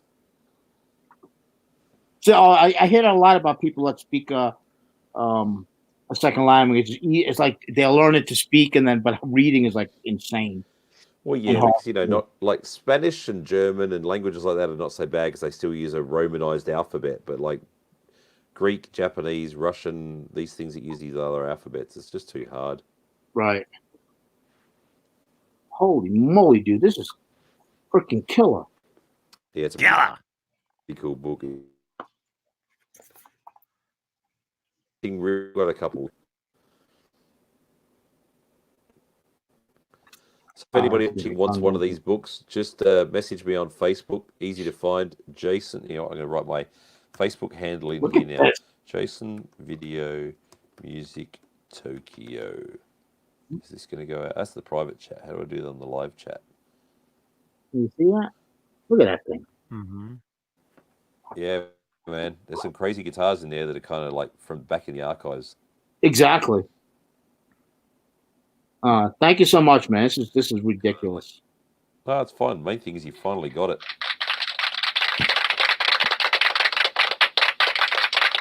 Okay, you left a bookmark in here. What's that about? Oh, that's just the Japanesey thing. It's not even a bookmark per se. It's just a price tag from the Japanese stores. So if anybody looks in the chats now, I've just put in my Facebook handle to look up facebook.com/ and then Jason Video Music Tokyo. You can find me on Instagram with the same thing. And if you want to message me because you're like, I want one of those books for myself, I have actually still got a couple left here at my house that I bought a stack of them up. So yeah, that thing you're talking about, Michael, there's one right there. There you go. They're just, it's 78 and 79 was what it was for.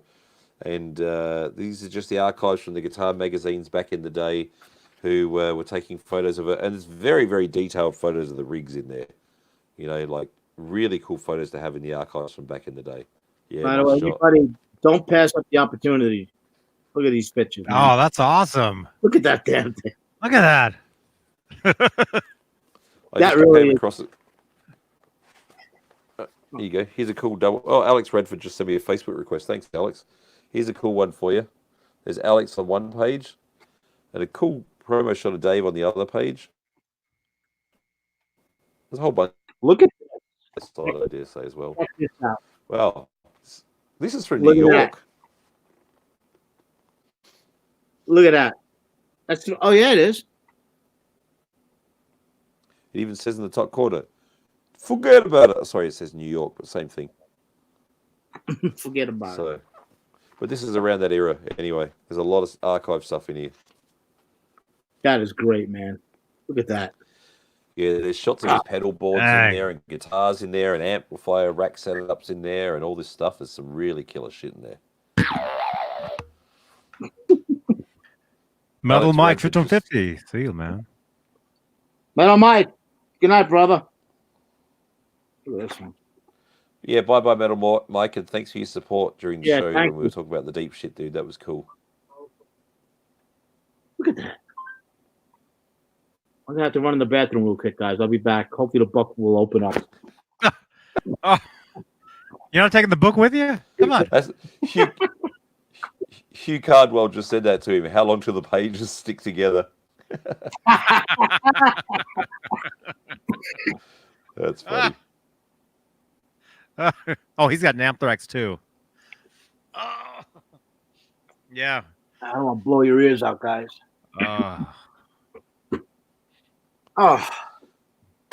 Cool, man. So you guys, I was traveling. You guys went over a bunch of NAMM stuff. I'd imagine you hit on a lot of Yeah, the we did. parts. Cool, man. Yeah, we chatted about a lot of stuff, which was really cool. There was a lot going on at NAMM, as you know. It does every year. Yeah. Yeah. A lot of stuff.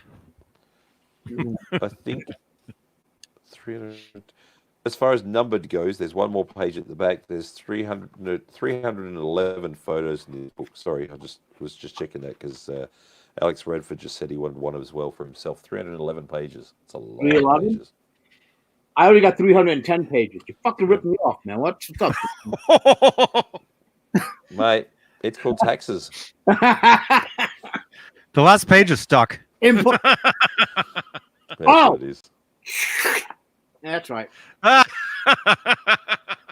sent you a bit of DNA just in case something ever happened to me one day. You're a smart guy. You could grow the technology and build another one of me. It's because I watched Gemini Man with Will Smith that inspired me. Does Tom just asked us, does that book have the photo of Eddie eating a cheeseburger in McDonald's parking lot in 1979? Probably, but there's so many photos in that book. It's just insane. I know the photo he's talking about. Yeah. It's probably in there. No. Probably. I mean, it's unbelievable, this book, man. And look at the back. Well, look, anyway, I'm going to disappear because I got some stuff to Yeah. get done before I got to pick up the kids. And yes, it's been wonderful chatting with you all. It's great to see you, Michael. I'm glad we got to hang out for a while, mate. That was great.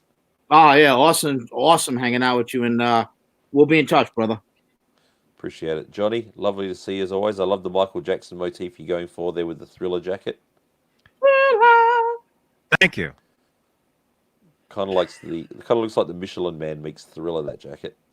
Yeah, it's a nice jacket, you know. And the red guitar in the background. And Danny Gomez should be up your way in the next couple of days if he's not there already. He was doing a bit of a family drive up there with his wife and kids. I saw him, and I told him, I'm like, you know, it's not 100%, but He's happy to go and give it a go. So- He's such a good human, Danny. yeah. Oh yeah, he was awesome. He was awesome. My friend Miko and I, we met up with him and He saw really him. is. Very cool dude. I got to catch up with Glenn Hughes Yeah. thanks to him. And I also got chatting about everything we're doing with the show with the keyboard player from Muse. I don't know if you're much of a Muse fan, but I love their stuff like Absolution album. One of my favorite records. Yeah, It's such I a have good that one. record. Yeah. Oh, I got that album. Music is good, man. Yeah, their more recent stuff's too poppy for me. I wish they'd go back to the more raw and gun-ho sound. They're too polished now for me, but like, man, back in those days when they did like, what was the orange album cover that had Plug-in Baby and what was the name of that record? I can't remember. That was the one before Absolution. Then Absolution, and then the last one of those that I truly, truly loved was Black Holes and Revelations. I think it was Black Holes and something. Had Uh-oh. it was on it, the last track. But yeah, I got chatting to their keyboard player. Black He was a Holes really and, good dude and too. Revelations. Yeah, I was right. It was that album. Cool, man. What was the one before? The like Absolution, but the one before that with the orange cover. Had Newborn as the opening track. Origins of Symmetry. Symmetry? Yeah. Yeah, it was pretty cool. That was a very, very raw record. But anyway, yes, I met him at the Orange Breeze, and that was all thanks to Danny Gomez just hooking me up with a chat, which was really super cool of him. Danny Gomez is a good dude. Anyway, I'm out. Peace, love. Bye, Jason. Bye-bye. See you, man. Bye-bye, Glory. Bye-bye, Joe. Bye-bye, Joe. Joe, goodbye. Hey, take it easy, guys. There you Too, go. mate. My mic next time. That'd be awesome. That'd be awesome to get him out Have a there. good trip. What, you going home Hey. now? No, they're all home. They're all home. That's good. We're all home, and Glory's upstairs cuddling with the Yeah. dogs. Glad you got this So safe. I'm back Life in is Tokyo. good. Indeed. I'm Yep. glad I Yeah, came he's home. All right. he's I'm back out. in Tokyo. Later, he guys. said. Yes, I am. See you, back in Tokyo. Jason. Take care, See you, Jason. Johnny. Great to see you Night, man. over the weekend, Johnny. Really cool, man. Really cool. Arigato. Great to see you, man. Had a Sayonara. blast. See ya. Bye. Sayonara. Sayonara. And then there Okay. was two. Yeah. So let's get down. Let's get down to business. How was that spaghetti? Joe, how's the spaghetti? Good. Looks good. Tasted just like American spaghetti. I'm starving. I have namthrax, but I'm actually hungry. I actually want to eat. That's good. That means you might be getting over it. Well, I mean, I only had it for like one day. See, what happened was you slept when we were out to when we were out to dinner with Mancuda at the restaurant 2 nights ago. Yeah, whatever night that was. Yeah. I started to feel like a little tickle. You know. Yeah. And then that night, yeah, that was the night I was sleeping over at Mancuda's house. So we went back to his place and I was playing his guitars and hanging out. And I kind of started feeling something. I woke up the next morning and I was like flu headache. Yeah, horrible. Yeah. Horrible. And it's like you don't want to wake up and feel that when you know you have a 6-hour drive ahead of you. Oh. You don't want that. 6 hours of that pain and you have to concentrate and freaking driving, man. That's crazy. Yeah. So I thought about, well, I could leave now. I could just leave, and get home. But I knew I had to go to Hollywood. I was planning on going to Hollywood anyway at some point. I knew I wanted to walk around. I wanted to get footage of stuff,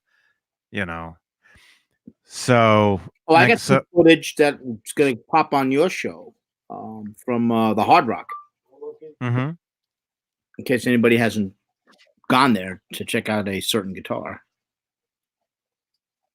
Oh, cool. Yeah, get some video. Yeah. Cool. And did you send me that? Did you send me the footage that McNamara did?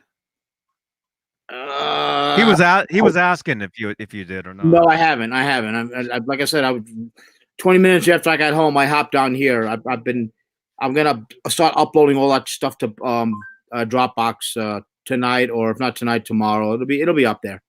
Okay, cool. Yeah. It'll be a good play off of his coverage. His coverage is the one that went up on the EVH. You tell everybody about that? On the news desk? The Van Halen news desk? Yeah. I showed it earlier. Oh, all right, cool. Yeah. Cool, yeah, man. That's cool. Yeah, Jeff is a great dude, man. Yeah. He's awesome. Yeah. Caleb's up there with Nerd Halen.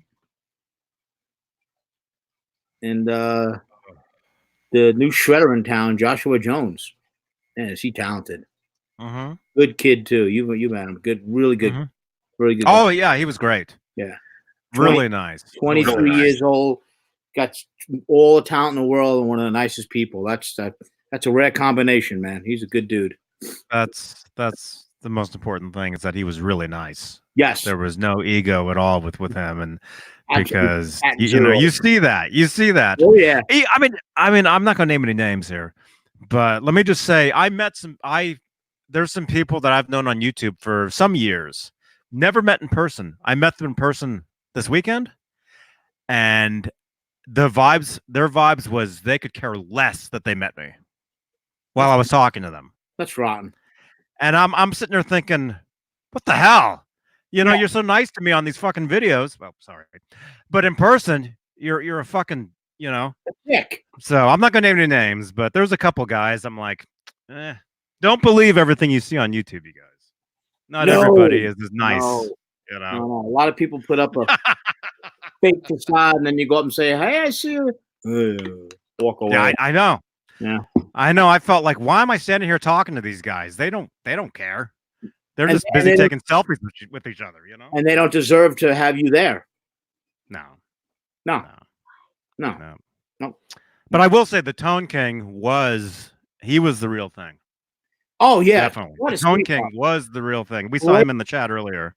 Oh, he was he? Cool. Yeah, I ran into him a couple of times. The second time was with you, and such a nice guy. Oh my god. And McKnight. Oh, McKnight. McKnight's a longtime friend of mine. Yeah. He's a good dude, man. Phil Knight is really nice. You know, I mean, it's nice to see that, you know, when they're not doing that quote unquote thing, you know, and you go up to him and talk to him, it's just not like a Photoshop or whatever, a photo and then out. You can actually just they want to talk to you. You can tell when somebody wants to talk to you or when they want to get the fuck away from you. It's not hard to figure it out. And Tone King, Phil, just good people, man. You know, Yep. they give you the time because the ego's not there. Why should it be? You know, I mean, if you got ego, I never understood ego ever. Never, I just don't get it. Well, I'll explain it when we're done. I'll tell you what mine feels like. You kill me over here. Oh shit! Yeah, NAMM was awesome. We had a great time. Oh, it was so good. So my gosh, man, we had an amazing time. Michael Smith, you know, Michael Smith was there. Who's that asshole? Do I know? We had a great time, man. Phenomenal time. It's again seeing all the gear. You know, you're geeking out in the gear. That's what NAMM's about, right? To me, NAMM's about meeting up with you, right? Meeting up with all the friends. That is what makes this NAMM experience special, as far as I'm concerned, man. You know, I had as much, if not more, fun at the dinners all together than I did, you know, walking around and destroying my feet for 5 days. Oh my gosh, dude! Did you see the video Mancuda and I did walking around Hollywood yesterday? No, I didn't. Did you see that? No. Dude, I mean, we did NAMM, you know, walking around for, you know, 3 days, 4 days or whatever, all day long. Yep. And you guys, you know, for those of you who haven't been there to a convention or whatever, you spend all day on your feet. All day long. And that includes, well, for me, parking 8 blocks away and walking. Yeah. Yep. And then walking back. Yeah, you're on Thursday, Friday, and Saturday. If you go there you can go earlier, but it officially opens up at 10 a.m. So that's 10 to 6. That is literally 8 hours, 4 days in a row you're on your feet and you're walking because, you know, why'd you go there, right? I mean, you didn't go there just to sit. So you've gone there to check shit out. So you're walking literally, you know, for 24 hours. Think of that. 24 hours. And then they give you a break on Sunday. You only do it for 7. Yeah. So that's 27 hours. You know, my math is fucked up. 31 hours. It's 31 hours literally of being on your feet and walking. Yeah. Yeah. And then, like I said, yesterday morning, you know, I woke up feeling like total hell. But I knew I had to go to Hollywood, you know, walk around, whatever. So Mancuda and we walked around. So go back, you know, I think I uploaded the Kramer video since we've been live. So that's there, but watch the video. There'll be a card right above there where the subscribe button is. Okay. Watch the video of Mancuda and I yesterday morning or early afternoon. Actually, it was like 1 o'clock. It was like 1 o'clock, 2 o'clock in the afternoon. All right, I'll watch it. I'm definitely gonna watch it. And that was over an hour of us walking around. So you were live for an hour just walking around? Yeah. Oh, that's cool. I gotta watch that. Yeah, because I was gonna just film. Where in Hollywood were you? Huh? We're in Hollywood. In front of the theater and Hard Rock? Right in Hollywood. Okay. We ended up right in front of Mann's Chinese Theater. Nice. Or what it used to be called. You know, Jimmy Kimmel. Yep. Glad you said. That's where we were. That's where that museum was? No, I went down there. That's where I got the video I was telling you about. Hard Rock Cafe I went to. Yeah, that's where we ended up, was that Hard Rock. The end of our video stops at the Hard Rock in front of the Van Halen guitar. Did you run into this guy? I saw that guy, yeah. I saw him walk by. Or I saw him in the gutter. He's holding a hand. He's got an arm. You gotta be careful though. You take pictures of those. You take pictures of those guys. They'll want a tip. I gave him a tip for him to leave me alone, and he did. Yeah, those guys can get violent, man. Those dudes. He wasn't gonna get violent. What else do we have here? Let me show a couple. Want me to show a sneak preview of the video that's gonna come up, or you want me to skip over that? No, it's fine. Okay. And yeah, the Popeyes chicken, Tom. Yeah. Love that chicken from Popeyes. I wasn't gonna eat it yesterday because I get horribly sick. You know, when I eat anything. You know, I have a problem with digestion. You know,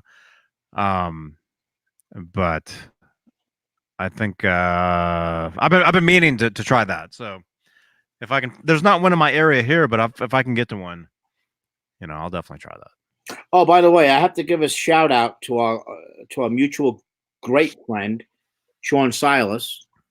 Oh, Sean. Yep, he got engaged, and me, Sean, and his lovely fiancee Susan and Glory went out to dinner last night, and just celebrated. And here's one of the photos. Awesome! Look at how cool that is. Look at those two lovebirds. Yeah, awesome.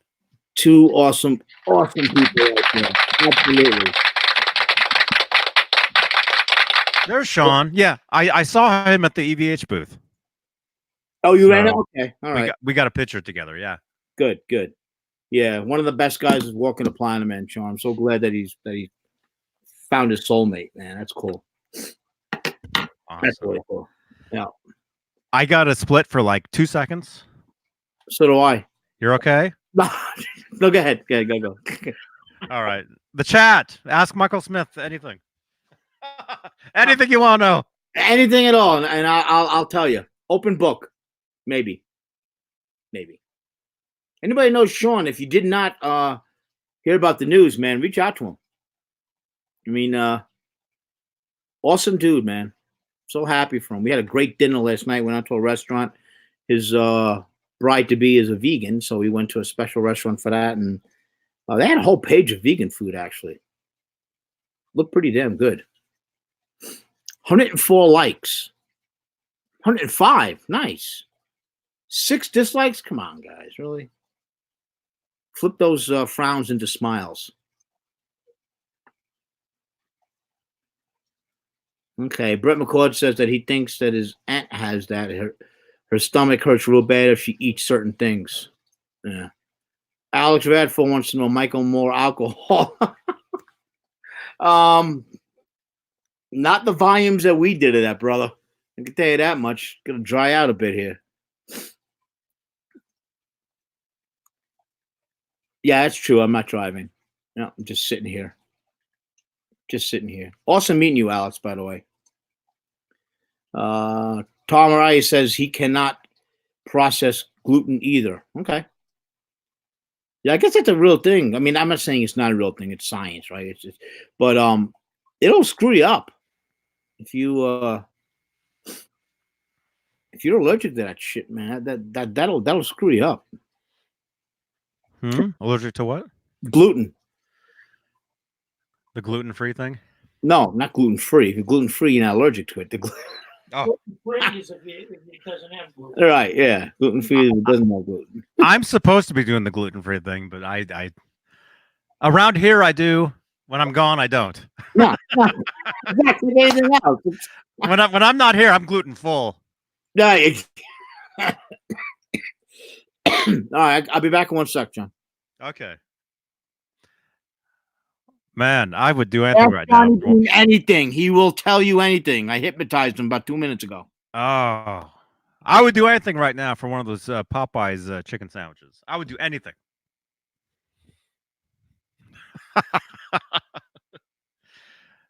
Wow. So yeah, you guys. Yeah, NAMM was awesome. The whole weekend was awesome. A lot of great people we saw. The guitars were great. The whole thing. You know, my feet are sore. I have namthrax, but it was worth it. You know, it's always worth it. The Italian restaurant, Brett. The food looked good. Yeah, the food was good.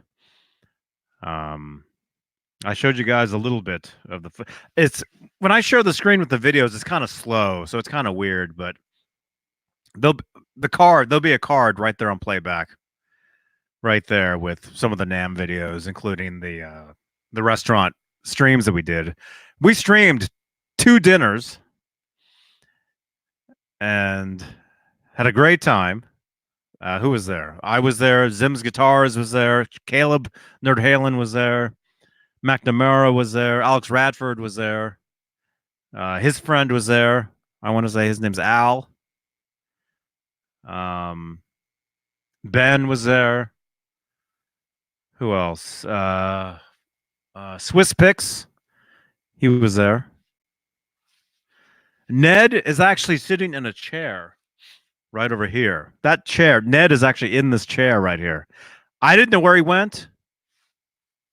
He's actually in that chair right there. You can't see him, but he's down there. And I missed Ned so much when I was gone. Was so glad to see him. AJ. Okay. Yeah, AJ was awesome. Thank you, Alex. He was awesome. It was great meeting you guys. Met a lot of cool people. A lot of great instrument manufacturers. Yeah, we're still here, Krellbar. For a few. We're going on 3.5 hours. Holy crap. Well, hey, it's the NAMM wrap-up, you know. But met a lot of great people. And I don't know if you were there. You were there. Remember when I played the guitar with the amp? Oh no, you weren't there. What guitar one amp where? I mean, It's a guitar with the guitar and the amp is built into it. no, I wasn't there. You weren't there. No. Okay. I recorded my own video and then they recorded me themselves. Cool. So I'd like to, work something out with these dudes. That'd be cool, man. It was a really cool guitar. Really? Tell me about it. Did you put video? Okay, you recorded it. Did you put the video up there or no? Not yet. I haven't put anything up yet, man. I somehow got home last night and woke up today, spent all day in bed. Well, I slept 9 hours. So I mean, I didn't want to. I had to check out of the hotel, otherwise I'd probably still be sleeping over there. Mm-hmm. So you left there this morning? Yeah. Wow. Yeah. Left there this morning. We got to the airport early, and the flight was late, but then they made up time, so we actually got in on time.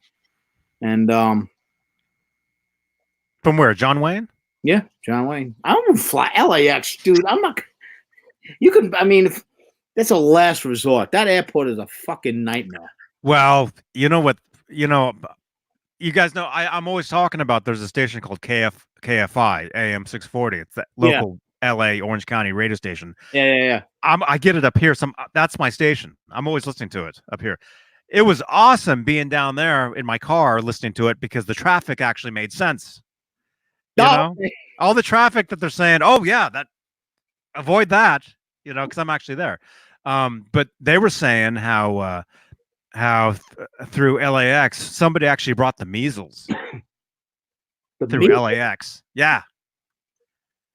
You got so they're warning some people that went through LAX, a certain day, and some people that went to Walgreens a couple certain days. I can't talk. That they may have been exposed to the measles from some other country somewhere. Yeah. But Alex Radford, by the way, you twisted my arm just for you. I have one. It's light though, but there you go. Cheers, buddy. Clink. It's light, so you drink 2 of them. Yeah. Absolutely. What's the point otherwise? Oh shit! So Johnny, real quick, I'm gonna come right back on you to answer the question. I'll be listening because I gotta grab something. What's the biggest surprise at NAMM that you took away from the show? What was the biggest surprise? Gear wise? Oh, you left. I'm still here. Or how YouTubers are jerks. That might be it. Yeah. I thought those guys liked me. I couldn't believe it. They could care less that I was there standing in front of them saying hi. You know, so fuck those guys, man. Fuck them. Yeah, it's whatever. It is what it is, man. They can suck each other's, you know. Yeah. And I'm not naming names. So. No, there's no reason to name names. No, but I will say the Tone King and McKnight are amazing. Aces. Absolutely, Aces. man. Yep. Absolutely. But gear wise, what the surprise? I don't know. I mean, you guys all know me as the EVH, you know, the EVH guy, you know. I love that Frankenstein. I love it. I thought it looks great. Sounds amazing. And it's not supposed to be exact. That's something you guys have to realize. All of the Stripe series, that is a Stripe series guitar, they're not replicas. Okay. So I can make a replica guitar that's exactly the same. I mean, exactly the same when they already did that with the 300 run for the 25 Gs. Why would you do that and then price it in at like $1,500 or $1,600 street level? I mean, you wouldn't do that. Well, the ones that were 25,000, I believe they sold them all. Yeah, they did back in the day. Yeah. So they sold them. They're gone. Right. Even there might be used ones, but hey, they don't get anything from that. That's my point. You're not going to put So, that detail and work and everything into it, and then put the exact same kind of, detail into another run of the guitar and charge $1,600 because you have 300 people storming Fender, ready to freaking kill somebody, man. And that Frankie is awesome. I already ordered mine.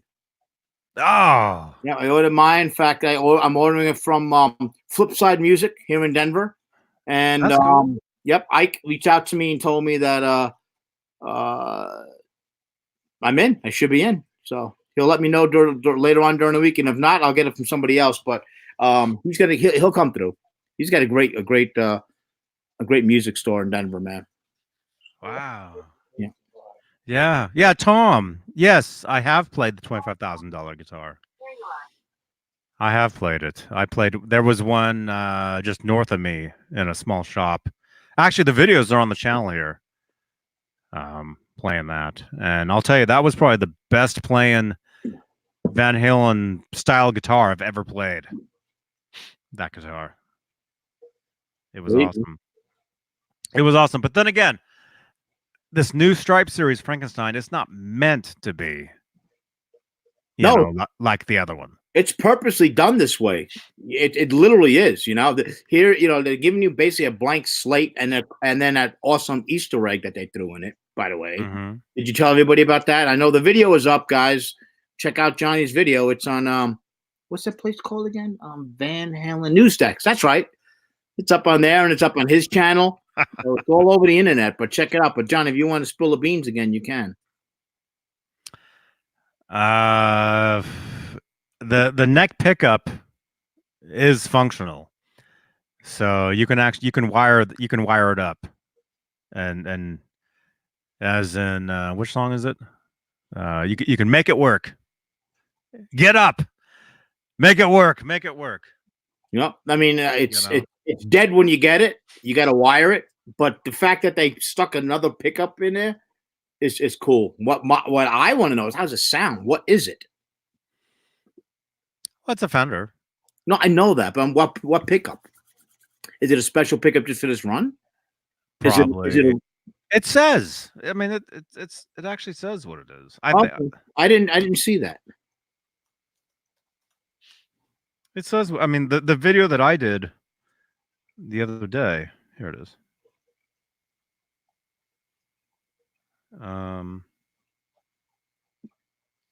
Spec sheet. Neck pickup, dummy Strat pickup. Okay. That's all it says. But it's a Fender pickup, so you know it's good. That's And all it says is dummy, right? yeah. Dummy meaning it's not hooked up. That's what that means. Right. So, but if you guys want to hook it up, you can. Yeah. You know? Just gotta decide how you want to hook it up, man. That's all. Yeah. Yeah. Yeah. But again, amazing stuff. All the new Wolfgang finishes are great. Yeah. If anybody real quick out there wants that Frankie, jump on, call up your dealer, go to whatever place you get guitars, because this thing is gonna sell like freaking hotcakes. I don't think I heard anybody pick it up and play it because we were in there quite often, obviously, Johnny, right? And I didn't hear anybody say this sucks. Everybody's like, dude, are you for real? For this I still have to upload that video of those two guys jamming out. Were you there? Right? Remember those two guys that were just like shredding nonstop for like 10 minutes? Yes. Remember that? Yeah. I still have to upload that. I think one of them messaged me on Facebook, I think. And again, I still have to get back to everybody. As you know, we have NAMM and we get home and we're just knocked out. Yeah. And we came through for you guys tonight because I'm supposed to be in bed. I'm supposed to be sleeping right now. Yeah. I feel like hell. And Kuda came on, Dave came on, and he's got dialysis tomorrow. Jason from Japan, and I got home in 20 minutes and just turned the freaking computer on. So it's all good, man. Got to get the word out. It was a great NAMM. So much stuff to talk about. And this is just the tip of the iceberg. There's a lot of other shit that I'm sure Johnny's going to get into. Mm-hmm. Yeah, I'm thinking Friday, because Jay Hannon will be here. Yeah. So we'll talk more about that. And then, of course, Saturday night on Saturday, we'll be talking about with Sean Biel and fun week, man. Good week. Paul. Show. Yeah, absolutely. Usually NAMM around here lasts for like a week or two because you can't. There's so much. You forget what you saw, man, until you look at the photos and the videos. Like, oh shit, I saw that. Okay, that's right. I gotta let everybody know about this and that. It's just so much. Yeah. Yeah, and the shows that we went to. I mean, yeah, with the Larry Mitchell. Man, that's Larry Mitchell. Yeah. No. Yeah. That was I live streamed a lot of that and I recorded. Did I put that up? Or I think I forget if I sent it to the Dropbox or if I put it up, but I don't know. But I was watching Caleb's live stream. Well, okay. Caleb was live streaming it. Yeah. That night. So I had to go back to the Airbnb. I was out of it. He was honked. Yeah. But yeah, I was watching. My friend Greg and I went back to the Airbnb. We stopped. I got Taco Bell. We went through a Taco Bell KFC combo. So I got like the weirdest combination of stuff for my dinner that night. I got 2 crunchy tacos, 2 chicken drumsticks, and a little side of mashed potatoes and gravy. Damn. Yeah, and I'll tell you right now, that sounds amazing. That would be amazing right now. Although when I woke up the next day, it was. You told me you were paying for it. Well, it was bad. It was bad stuff. Yep. Bad stuff. Alex was streaming the show too.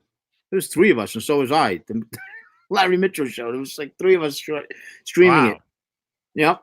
In fact, before the show, they had an opening band, right? Or I don't know if it was the band before. They probably had bands all night long by the time we got there. But we're all walking around, right? Me, Caleb, and Lori, and Alex, and AJ, Alex's friend. Great guy, good guy. And we're walking around saying, shit, I don't want to, because if you stand there, it's a hotel, you got to remember. So you have people coming and going, and you got all the guards, the security keeping the line, the walkways clear. So you really can't get there and film or whatever. So the minute the last band prior to Larry came on. They could go, good night, whatever. I get up, I start walking around in circles like a fucking vulture, waiting for somebody to leave. And next thing I know, I see this lady grab her purse and her husband and a friend. They get up, and I ran right by a few people. And I'm like, and then they haven't even got their shit ready. They haven't left yet. You know, they're picking everything up. And I'm like, are you guys vacating this table? Can I sit down? They're like, it's yours. Yeah. So I sit down and I call Caleb and I go, and we all run over there. And that's how we got so close. You got to jump on those tables. Otherwise, you're going to be sitting in the back. That's a pit.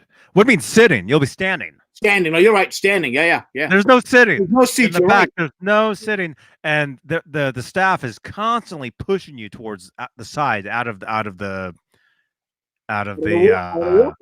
walkways. Yeah, they don't want you constantly pushing you out of the way. Like, get back. Well, in fact, if you remember, not last year, I didn't go obviously, but 2 years ago when I was there, we also saw Larry again that night. Mm-hmm. We didn't get into the pit. So I go walking up. I'm trying to sneak my way around. I get the camera up, to do some live streaming or whatever. I think it was 30 seconds. Next thing I feel somebody grab my shoulder and pull me back. I'm like, this ain't gonna work. I didn't get thrown out, but he was like, you can't do this. I think he caught me twice. That's why he was kind of a little pissed. So I was like, don't worry about it. We were lucky to get that standing seat. Remember, we were there. Sean was there. Yeah, we got lucky. We took turns sitting down. Mm-hmm. And then when we were leaving, we saw McKnight. McKnight ran into him. Yeah, he was there. Yeah, he introduced me to him the first time I met him. Yeah. Yep. Yeah. Again, he's awesome. He's one of those guys where he's the real deal. Awesome dude. Yeah.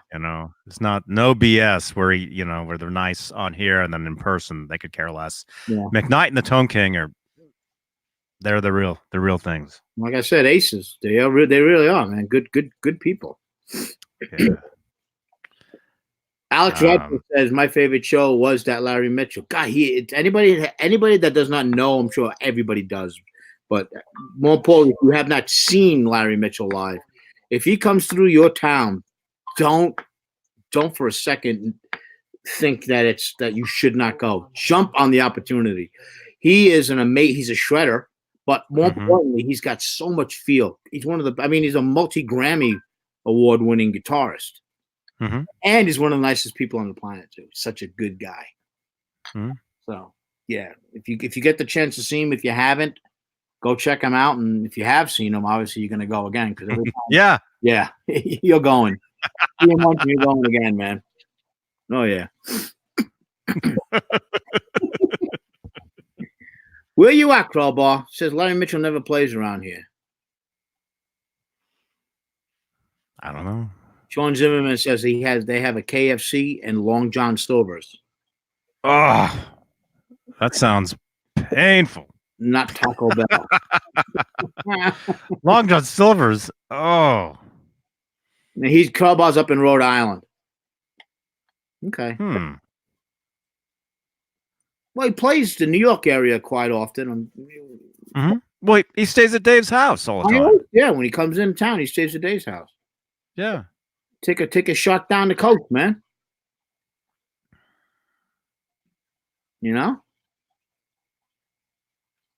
Take a shot down the coast. Yeah. Wow. 9, 10. I can't believe it's 9 o'clock. It's 10 o'clock now. Obviously, I'm back doing. It feels like a Saturday Night Live show that we're getting ready to. I know. Well, see, for you guys, for me, I'm in the same time zone, so for me, it's the same. It's the same deal. Except I have the Namthrax. Yeah. You lost 2 hours. No, 1 hour. Or gained. You gained an hour.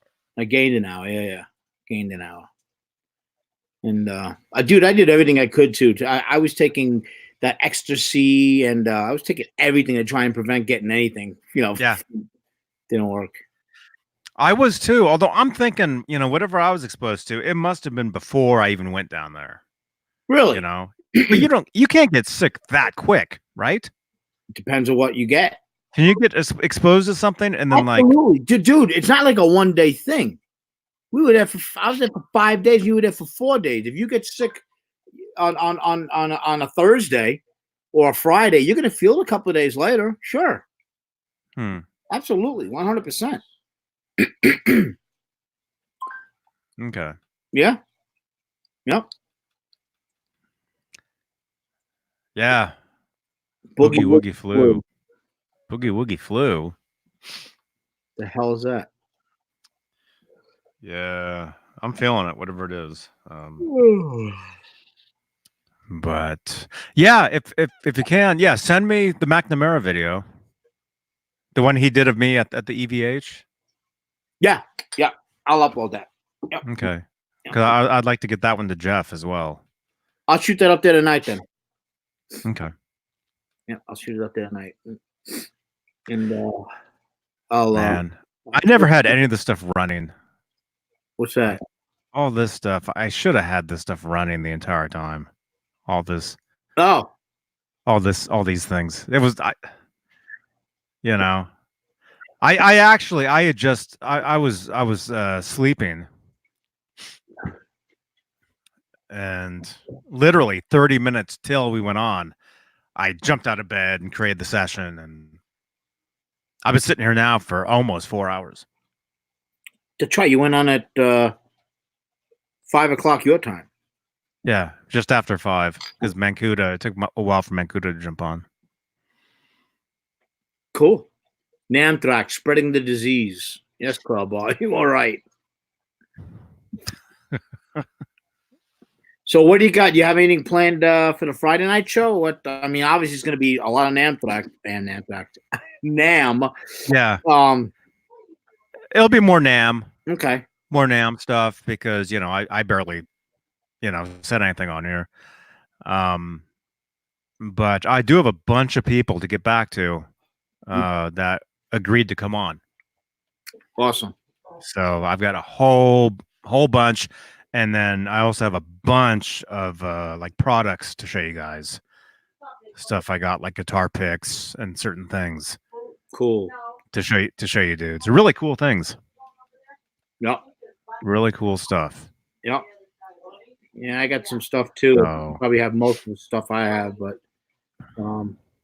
got some cool shit, man. It's always a great time there. My gosh. So much fun. I had the time of my life there. Yeah. Yeah. All right. Be good? Don't hang up. No.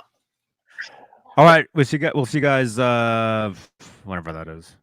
Friday. Subscribe. Leave a thumbs up. Look for more videos. If I can get out of bed over the next couple of days, look for more videos on the channel here. All the stuff from NAMM. Mike's going to send me some stuff. I've got a whole bunch of stuff to share with you guys. We've got a lot of content. A lot of stuff. Yeah. So, and I have a feeling Friday and Saturday are going to be insane because we didn't get to see those guys over the weekend either. They were all asking me, are we going live? Are we going to do it? And I'm like, oh, I'm at dinner or I'm doing this, doing that, you know. Yeah. Couldn't do it. Yeah. Well, at least we were. Well, we went live for 2 of the meals. Mm-hmm. That was fun. Mm-hmm. Yeah, that was fun. That was a lot of fun. Yeah. And then the video with Mancuda walking around Hollywood. Make sure you guys check that one out. Yeah, I'm gonna watch that probably tomorrow. I'm not gonna watch it tonight. That was crazy. Yeah, that was craziness. Yeah, I got a lot of stuff I took on the side, Johnny. That you're gonna get in the Dropbox. So it's gonna be cool, man. Okay, cool. Yeah. Cool. All right, don't hang up. Nope. All right, you guys. Leave a thumbs up, subscribe, and we'll see you guys Friday. 8 p.m. Eastern, live stream. And rock and roll. Bye-bye. JohnnyBeane.tv.